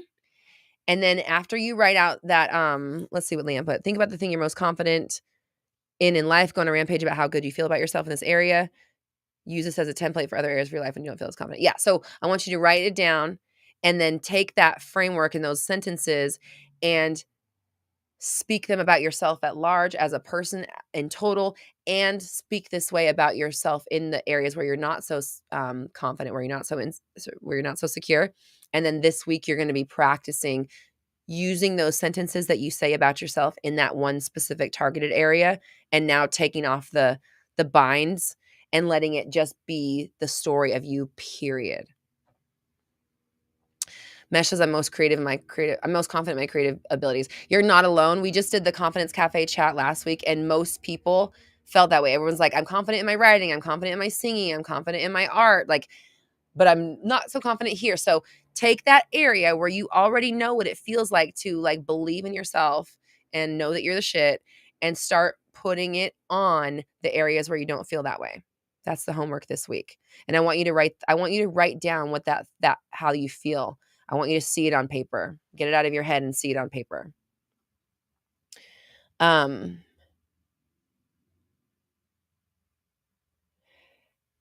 on, Melly. Thank you for that. I'm just going to take another little testimonial. Says, I understood the homework in the Confidence Cafe chat. I got clear on where I'm confident and expanded beyond to my business, for example. Yay, proud of you. Harley says, can I just keep saying I'm legendary in everything I do as a whole? Of course. Absolutely. Absolutely. So you can use it macro, and then make sure you use it when you need it micro, okay? When it's on a little tiny thing, when we're talking about like you saying the right thing at dinner or whatever, use it there too. So confidence, obviously we've talked a lot today about how confidence is like an air. It's a way of being. It's something that you put on. It's a way of existing through the world. It's a way of considering yourself in relation to everything else. And it's something that you don't have to be born with, that you can just kind of practice and make into how you think. So if you're in a space where you want to kind of build up your confidence, that you can just manifest whatever, because this is like, it obviously spills over into all areas of your life. So Wednesday, we're doing the Love and Money Master Training. It's at 3:30 p.m. PST, roxytalks.com/new programs. And it's also linked here in the chat on YouTube. This is where we're going to dive into your love story and your money story. We're going to kind of get those things untangled. We're going to figure out where your history with all of this stuff is tainting your manifestations now, and help you kind of get to a place where you have a cleaned up money story that's going to bring you lots of abundance, and a cleaned up love story that's going to bring you an amazing, fulfilling, beautiful relationship. So that's happening this Wednesday. Tickets right now are $111 and they're going to double tonight at midnight PST. So if this program, that's a 1-day program, if it sounds like something you're interested in, grab it today before the price goes up. And then next Monday, the Confidence Boot Camp starts. So it's 21-day Fearless and Confident Boot Camp. We're going to be going off of basically what we talk about in the love and money training. That's just like kind of like the beginning, because we're going to tap into these two huge areas where people are always focused, love and money, right? We're going to tap into those two huge areas on this Wednesday, the master training. And then next Monday, when the Confidence Boot Camp starts, you're going to be working on building confidence in all of the areas where you feel like you're lacking, and overall as well. So 21-day Fearless and Confident Boot Camp, group coaching with me and your fellow manifestors. You'll get to talk to me directly about your situation. We have a really fun little family get together on Zoom every week. So you'll be able to interact with me and the rest of your fellow boot campers. And then of course you have the group where you'll be able to hold each other accountable and have that support system. Plus the group is where you're going to be leaving a video every single day, because that's what happens in the boot camp. You have to leave a video every single day for 21 days. With each day's prompt. So each day I'm going to be helping you kind of define your own level of confidence and uncover these things. And then of course, embody it. You'll be sharing your ideas about it with the video in the group. And then every Thursday we'll be meeting for coaching. So that's how that's going to go. You can scan the little QR code on the screen. I'll pop the big one up real fast because it's cute. If you want to join there, you can just boop, boop, the thing right there. And also Leanne linked it in the chat as well. Oh, I linked it in the chat. I mean, I didn't. Somebody did it for me. Thank you. Jen says, it's not really the money, it's the experiences with the money that I'm more focused on. And that's how you're going to get it, honestly. Because Moop. Leanne wrote boop in the chat, and I read that as I was about to say money, and moop came out. So what I was going to say is money is not about the dollar amount. It's not about the paper in your wallet. It's not about the numbers in your account. It is 100% the idea of it that you think, the story of it that you tell, the way you react to it, the way you fear it, the way you interact with it personally, mentally, physically.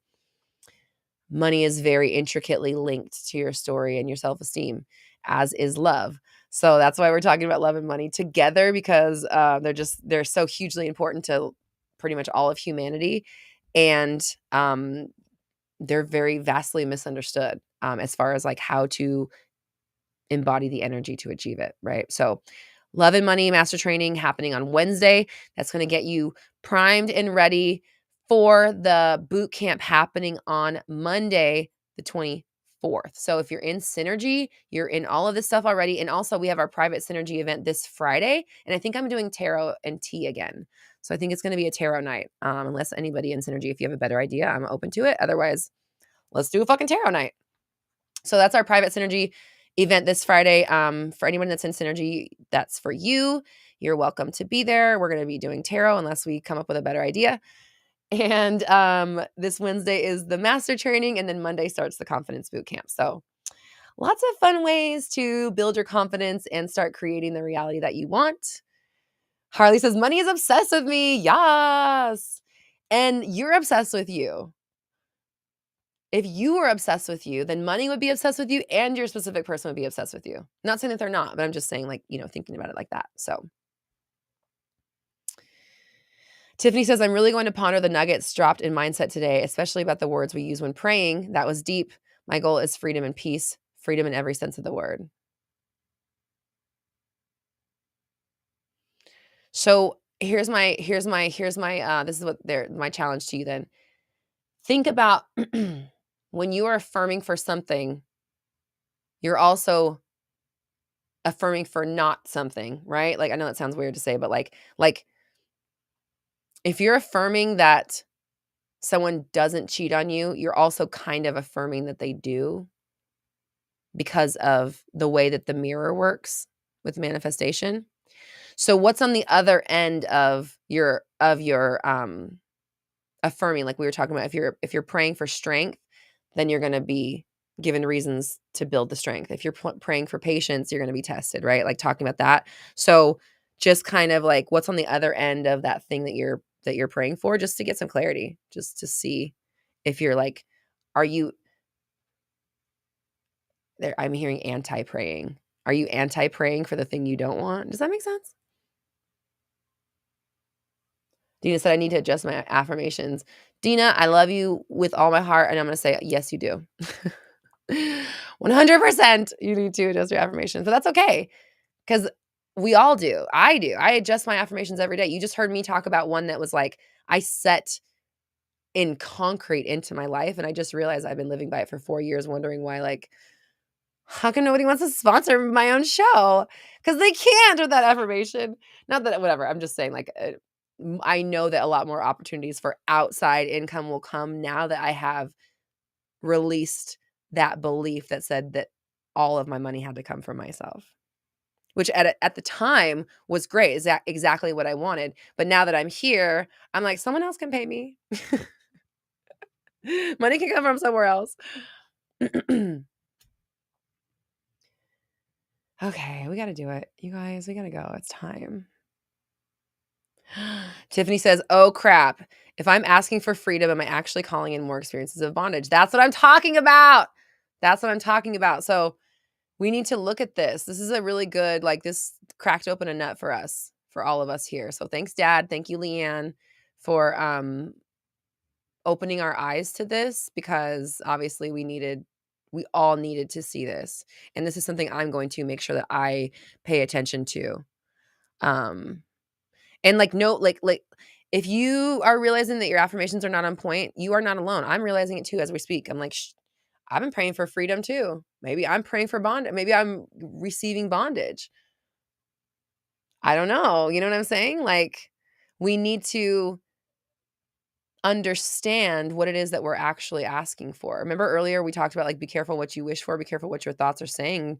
And then also just accept the fact that sometimes shit comes through that you weren't expecting or you didn't think you were going to like. Get over it. You're powerful and it's working out for you in your favor. And that's the energy we need when we are faced with something that we don't like, is like, okay, cool. Nice. I'm so powerful. Appreciate it. I'm glad things are working out in my favor.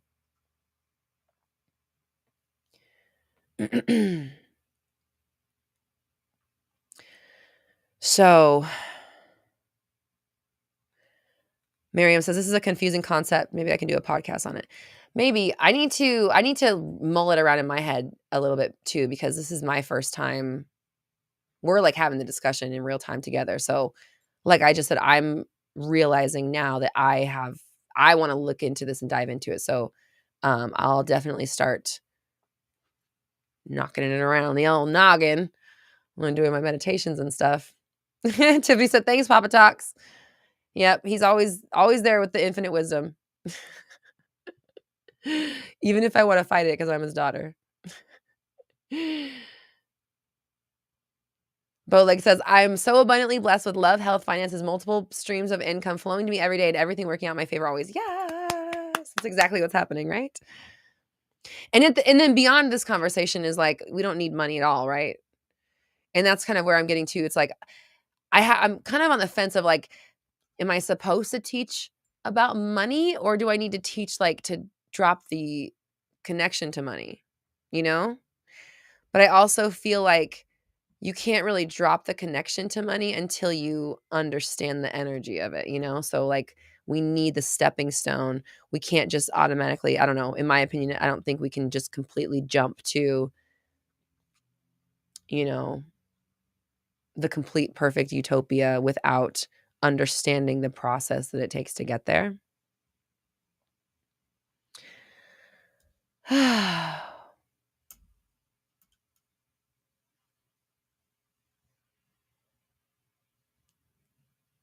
Helen, thank you. I just started some new products today. So I'm using like I'm using like a mixed textured hair cream because because my hair is mixed. So I have like, it's hard for me to find products. They're either like too soft or too, like they don't work enough, or they're too heavy for my hair. I have mixed texture hair. So I just found I can't remember the name of it. It's like some cream, like a curl cream for, like mixed ethnicity hair. And then I have, I use gel, like just like a straight up, like the big old bucket of gel. It's like this deep and you like put your whole hand into it. I use that, and I use a volumizing spray for my roots, and like a curl defining like gloss, like this kind of like, so like the last thing I put on, and then then I leave it all crunched up with that stuff, and then I pull it out, I blow dry it, and then I kind of like run coconut oil over it after it's dry.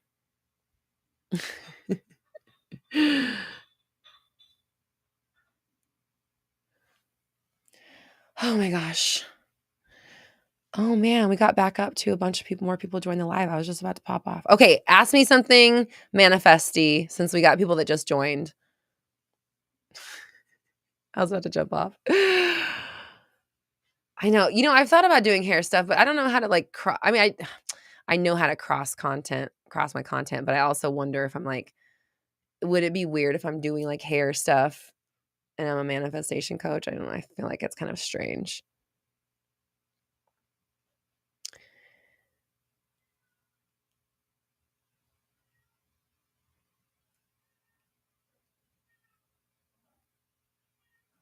Mesh, I appreciate you. And I appreciate all the kind stuff you guys are saying. You're so sweet. Harley says, if I'm affirming communication, then I'm really asking for the opposite.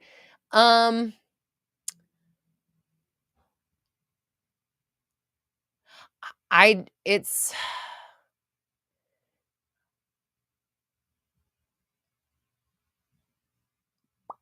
this is weird. It's a gray area because part of me is like, okay, if you had the communication, you wouldn't necessarily be affirming for it. You would just know and expect it. You would know that it's coming. You would expect it. You would feel free to communicate on your end no matter what, because I can just communicate with you. So, I mean, if you really, we're breaking these things down. We want to look at what we're doing all day with our thoughts because they're manifesting. So,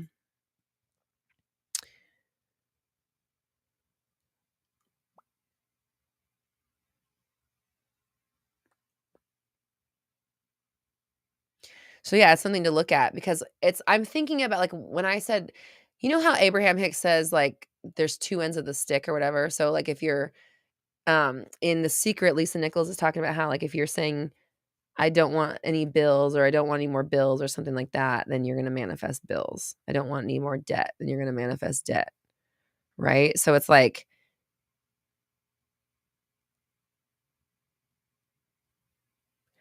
whatever you're asking for, you're going to get. And what you're asking for is your truth. It's what you think you don't have.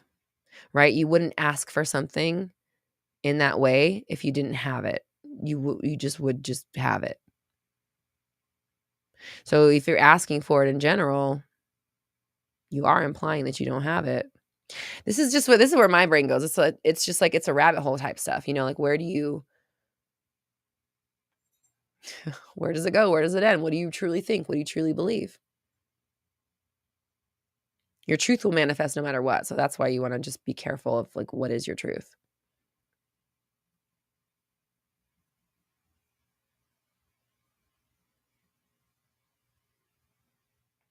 Should you have gratitude when you manifest things? I think absolutely. You should have gratitude as much as possible. I've called gratitude the great manifestation multiplier because gratitude is the energy of having gotten what you want or gotten something that you liked. So if you were to practice being in that energy, if you were to make yourself be in the energy of that more often, you would just by nature manifest more things to be grateful about. So just being in gratitude for what you already have sets you up for more stuff that you like.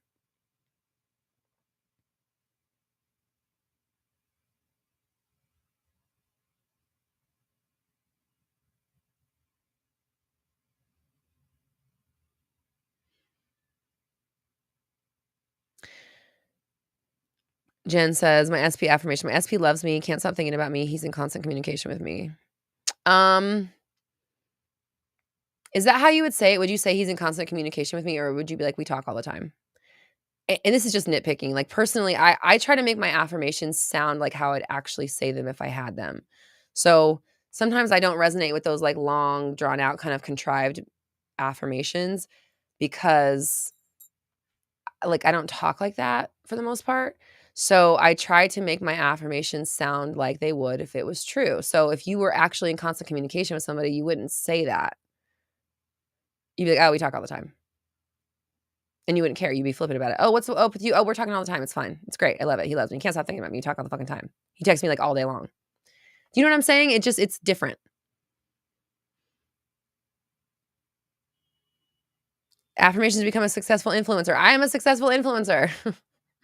People love me, they love what I post, I have so many followers, I love my life, I'm getting so many deals, people keep reaching out to me, like, it's not that hard, just think about what you want and then put "I am" in front of it, or "it is." Mesh says, "I'd be like, my SP fucks with me heavy." There you go, exactly. Exactly, and it's like, that's a real life affirmation. Like, like, when you realize someone's, like, whooped or they're like, "Oh, shit, they like me." It just is, and you're not sitting around affirming it all day, you just once you realize it, you know it.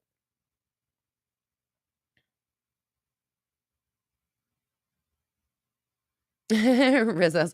I got you, no, it's easy. Don't make it so hard, you know?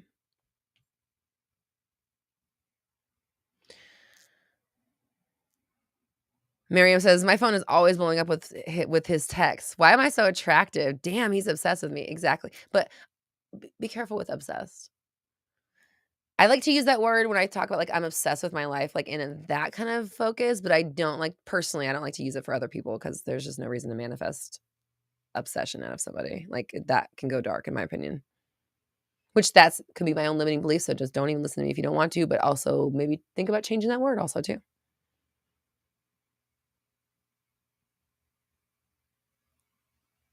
There you go, Dina. He's wrapped around your little finger, exactly.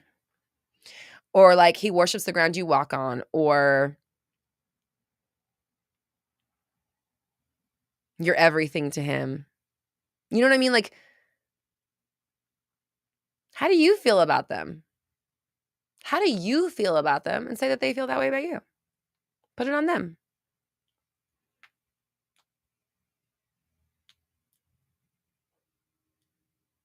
Harley likes the SP fucks with me heavy.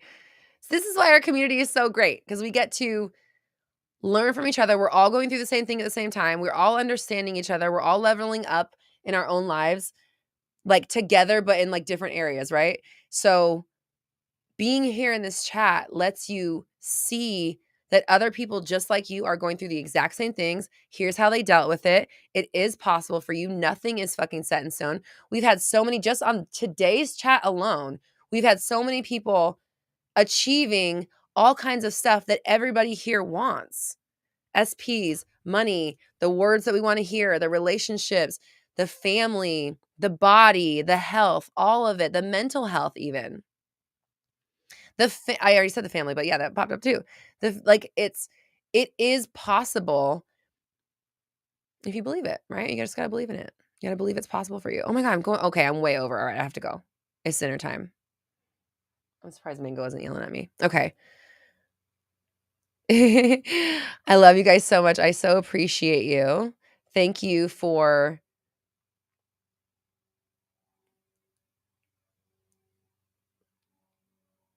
Return of the Mac. Listen. Hi, Malachi. Mally's here. Um, he's like, didn't know you were still alive. I know, I'm not supposed to be. It's about dinner time. I'm about to jump off, but I'm glad you stopped by. Everybody say hi to Malachi. He's my music producer and my friend and family, and we've been knowing each other for a long time. And Gina's like, she'd still be talking. And he's helping me create the best album of our lives, of your lives, of all of everybody's lives. That's it. Officially, it's the best album of everybody's lives. That's what we're creating. Okay.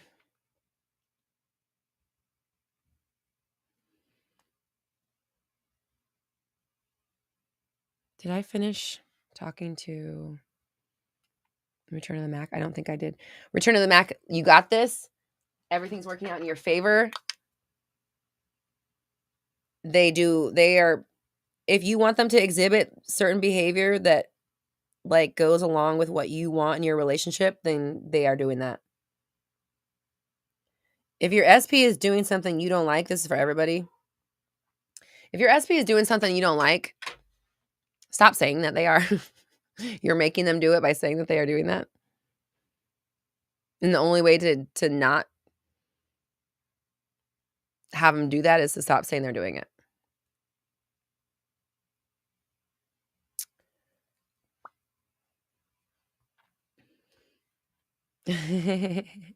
Oh, Malachi's going to be in the video too, so you'll get to see him in the music video. He's gonna be in there doing Malachi stuff. Pushing buttons and stuff. All right.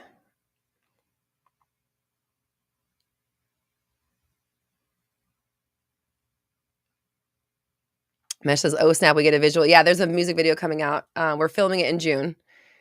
And it should be out in fall. You guys can watch a video of us from the past. Don't laugh at my acting. My acting is really bad.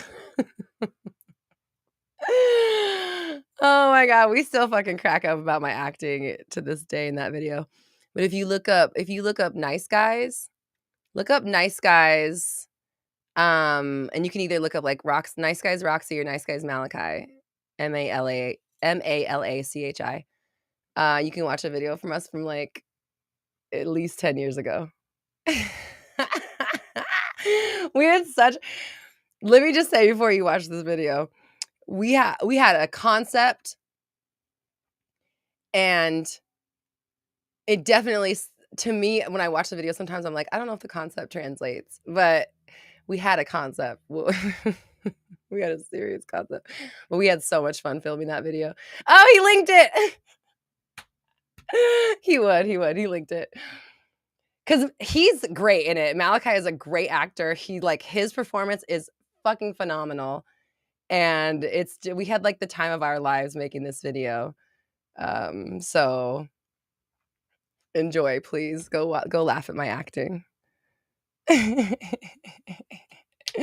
Linda said you saw it, you like it, and you love the acting. Thanks, Linda. Thank you. Dina, it showed up in your algorithm? Yes. Fuck yeah, YouTube. Hell yes. So Mally is Roxy Falls. I do. It's so good. It's Oscar worthy, you guys. You're gonna be like, why is she not acting? How come nobody's hired her to be in a movie? But yeah, we had a lot of fun. Mally's in the very beginning. Mally's verse is in the beginning, and my verse is at the end.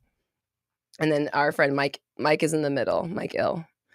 So and then we used to be in a little like hip hop pop group called Makeout Dreams, or Mod Squad is what we called ourselves. Yeah, no spoilers except for that I do fall. Well, just you don't have to. All right, nothing else. I won't tell you anything else about that. Malachi is rapping. Yeah, Malachi's rapping and he does the hook. We he when we met, he had that song, and so I like jumped on the end verse. And honestly, like I wish that was our very first time. It was the first thing we ever did together. And I wish that we had I wish I had done more vocals throughout the whole song, cuz now that I know you, I should have been like, let me put ad-libs all over the whole song, which we didn't do, but I think it would have been. That's the only thing I would change, is put the ad-libs on the whole song. I need to be all over all of it, okay? No, it's fun. Melly says, I got some Pink vibes in it. Thank you. Yeah, that was during my time in life when everyone said I looked like Pink.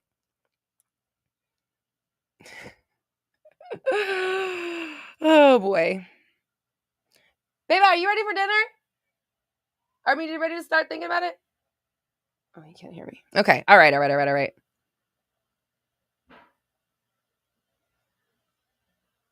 Before you're singing retirement. Oh, you're not singing anymore, Malachi? I didn't know that.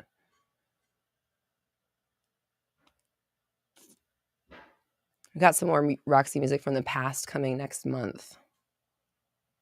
Do we do? What? What do you mean? Lucy, you just went and watched it. Yeah, it's definitely fun. Unreleased. What is it? You better tell me. I don't know what you're talking about. Okay. Bowlegged, you're so sweet. I so appreciate you. Thank you. Thank you. Thank you. I so appreciate you. And I really say goodbye. Oh shit. Let me hear. I don't have to hear that again. I mean, I remember the song. I need to listen to the vocal take. I'm like, let me listen to this thing before we start releasing this out there. Say goodbye. That was when I was angry when that in that song, huh? I think I remember writing that verse. Yeah. Yeah. Can you send that to me? Okay. And Bowlegged, thank you. I appreciate you. Please keep an eye out on our Spotify and the Roxy Talks Spotify and iTunes because we'll be releasing a new album this year of new songs. So it's Malachi produced, which if you go listen to Nice Guys, you'll hear the quality of his production. And that song is like literally like 10 years old. And we've both only gotten better. We've both just been perfecting our craft. I do voice lessons all the time. So I'm really just really bringing you the best album of my life, promise that I can. So I'm very excited to release that. Okay, I have to go. I love talking to you guys, but I cannot be on here another 3 hours, for another 3 hour live stream. It's dinner time. Okay, Mally's gonna send me "Say Goodbye." I do remember that song. I remember being very passionate at the time when I wrote that. Yeah, Leanne, let's eat. You're right. It's time to eat. Okay. Drop in the chat what you're eating real fast. I think I'm gonna have a salad. I'm gonna have a salad. A burger. Let me tell you something. Iceberg lettuce, veggie patty, chopped up pickles. Makes a really good salad, okay? It tastes like you're having a hamburger without the bread. Okay, thanks everybody. Thanks for letting me go off the rails. I appreciate you guys at the end letting me just talk about whatever's because I am a human and I like to talk about stuff that's not work related. Also. So thanks everyone for being here. Thank you, Shantae. Thanks, Dina. Thanks, Malachi. Okay, let's see what we're having in the... Oh, Dina's got miso soup. Yum. Melly said bubble tea. All right. Pita pizza with feta cheese and onions. Yum. Tonkos. Yas. Pickles. Yas. I'm hungry. I think I'm gonna have a burger salad tonight. That's what we called it. It's just easy. Feels like I usually have burger salads on Monday because they're really, really fast because we just put a veggie patty in the pan and it's ready in 5 minutes. Anyways, enough about me. Papaya rice. Ooh, that sounds good. Now I'm getting hungry. Ackee and saltfish. Nice. Pork chop and egg rolls. Dang. Dang, everybody. I'm jealous. I'm hungry. I love food. Mesh, I love you. You're so sweet. Thank you. At the end of every Mindset Monday, it becomes we just talk about random shit. Okay, fine. 5 more minutes because Yellow Jackets and Drag Race, okay? Somebody may have not seen, I can't say what I want to say about Drag Race because I don't want to spoil it for anybody. Chicken salad and crackers. Nice. Miriam's fasting. Okay, listen. Our love is with you. Our strength is with you. You got this. Sorry to start talking about food at this time for you. I know John's hungry now. I know. This is what happens. We always get hungry at the end of it. Linda says at the end of the chat, we should have a hunger warning. Maybe we should. I'll just have it at the bottom come flashing through. Mesh, you need to start Yellow Jackets. Yeah. Okay. It's almost halfway through of season 2. Oh my God, the show. It was so funny. So we watched the episode and then we were looking for something else to watch. We popped on Hulu and there was, like, this little tiny banner, like, if I couldn't see it all because I had to scroll down, and I was like, "Oh, what's that banner? That looks cool." It was a Yellow Jackets banner. I'm like, "Of course." I got really excited. I thought there was something new for me, but no, it's just still the same show I'm obsessed with and can't stop thinking about. Dina, is it scary?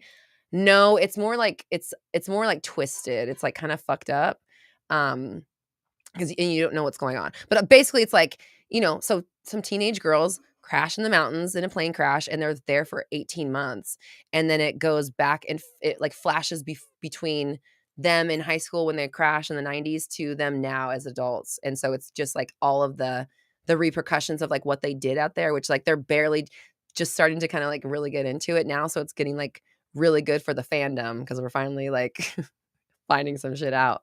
But no, I wouldn't say it's scary, but it definitely has its fucked up moments for sure. Like, there are moments that you're gonna be like, "What the fuck?" But it's an incredible show. The acting is so good, and, like, you have these young girls that are, like, they're probably in their early 20s, they're playing high schoolers, and then you have the adult versions of them, and so the characters that they make, they're carrying them throughout the timeline, and the acting is just so good. The story is incredible. My husband got the husband involved, and it's a show about a bunch of girls. I wouldn't say it's a girl show, but the cast of like, the main characters are all girls 'cause they're the girls' soccer team. KGB says it's so good. It really is. It is, like, definitely one of the best shows ever. Oh, here we go. If you like Lost, it's totally got Lost vibes. Lost vibes, and what did we say, babe? Lost meets something else. I can't remember what Lost meets something, maybe Alive. Well, I guess no, Lost is a plane crash show, but, anyways, yeah. If you like Lost, you would probably like Yellow Jackets. Oh, Dina, you liked Lost and You Were Addicted? Yeah, you'll like Yellow Jackets. It's the same kind of, like, twisty, like, you don't know completely what's going on. The time thing where they're going back and forth between the old timeline and the current timeline, and then it's just like, what did they do, and why are they so fucked up now because of what they did? Like, you don't know what they did, but you're seeing them be fucked up adults and, like, having to deal with, like, all the trauma that they went through. So, I don't know how to explain how good of a show it is. Like, you need to watch. It's just so fucking good. Lucina's like, "Yeah, now we're because it's my favorite show. I have to talk about it. It's my favorite show. It really is. It's just phenomenal." Okay. I went on a Yellow Jackets tangent for 5 minutes. So I guess that's I feel like I need a separate channel where we just talk about shows. Lucida, I took the quiz too. I got Misty too. I got Misty. Oh, that's so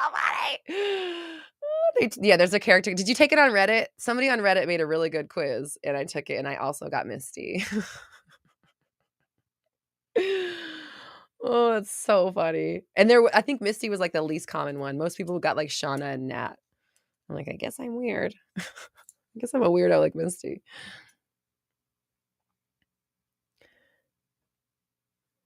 Harley says, "This sounds like my script with the time stuff. I've been writing a TV show script since 2012." Nice. Congratulations.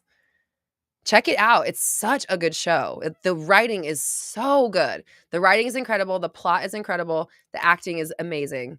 And the music, oh my God, the music is phenomenal. The music, the way they like, especially if you're someone who lived in the 90s, if you have any sort of 90s nostalgia, I said that last week, like, it's made for you. Like, it's definitely like, you can tell it's made for people from the 90s. It's just there's just so much for us there, but it's beautiful. Oh God, it's such a good show. Fucked up, but great. Okay, I gotta go. I gotta get off this. It's been 2.5 hours. Oh, Harley, you're watching it. Oh, okay, good. Okay, okay, okay. Lucia, you said that's Alanis that's doing the theme song? No way. No, no, no, no, no. No. Hold on. Hold on. No way. No way.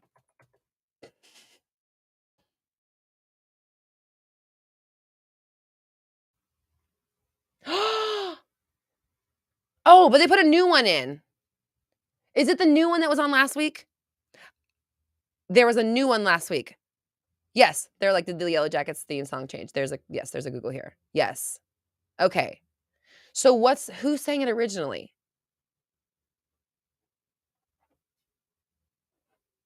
Rizzo's is like, "Is this the last you gotta go? Are you sure?" Ah! You're not I don't think you're wrong.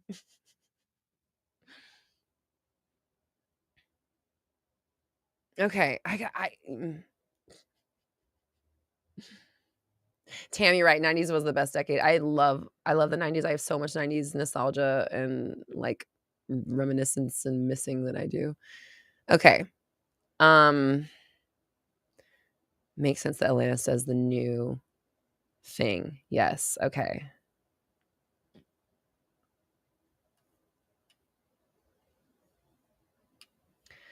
Shantae says, "I don't think it needs to be separated. When these are long and entertaining, there's more for us to enjoy while working or something." That's true, that's true. Lucita says, "I love Florence remake of Just a Girl for the promo." I know I love Florence. Oh my god. Florence is such a huge, influence for me musically. Like, I love the way that woman layers her sounds and her harmonies and, like, her sensibility musically is actually I'm, like, huge fan, actually, and honestly, when Malachi makes my music, hers that's some of the, influence that is in my music is her. I just love what she does musically. It's just so sonically powerful, and I love, like, intense music. I love music that builds and gets, like, really huge and crazy, like, at the end. I love that shit. So I just love her music. That first album was just so good. I came back watching commercial breaks and like, "Dang, she's still alive." I know, I know, I know, I know, I'm still here. Okay. Alright, alright, alright, alright, alright. We're gonna go because we're gonna be together on Wednesday, and then we're gonna be together next Monday, and then we're gonna be in the confidence boot camp, and if you're in Synergy, we're gonna be together on Friday, so we have so much time to get together. And it's time for me to go eat my burger salad, and we got people eating all kinds of yummy, yummy food.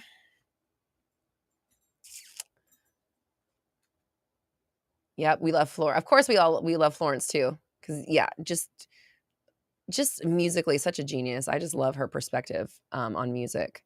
Really cool.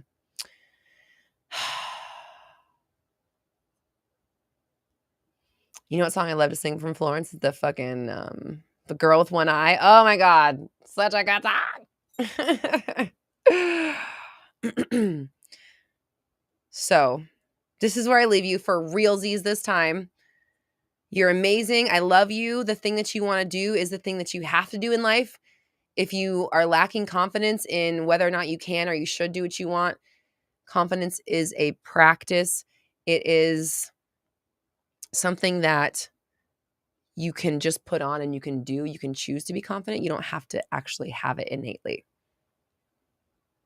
RoxyTalks.com/new programs. If you want to join in on the Love and Money Master Training happening this Wednesday and or the 21-day Fearless and Confident Bootcamp starting on Monday, a week from today. Mesh. Okay, I want to tell you some Florence songs. I'm going to tell you my favorite Florence songs for you to listen to. Girl with One Eye, Howl, Drumming Song.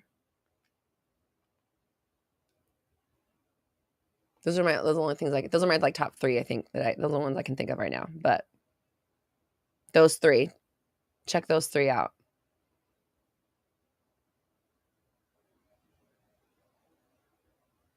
Dina says, F what they say. Message of the day. Yay! What was the thing earlier that we said we want to get on a t-shirt? I saw it, but I didn't. Oh, 1,000,000 people can fuck off. Was that what it was?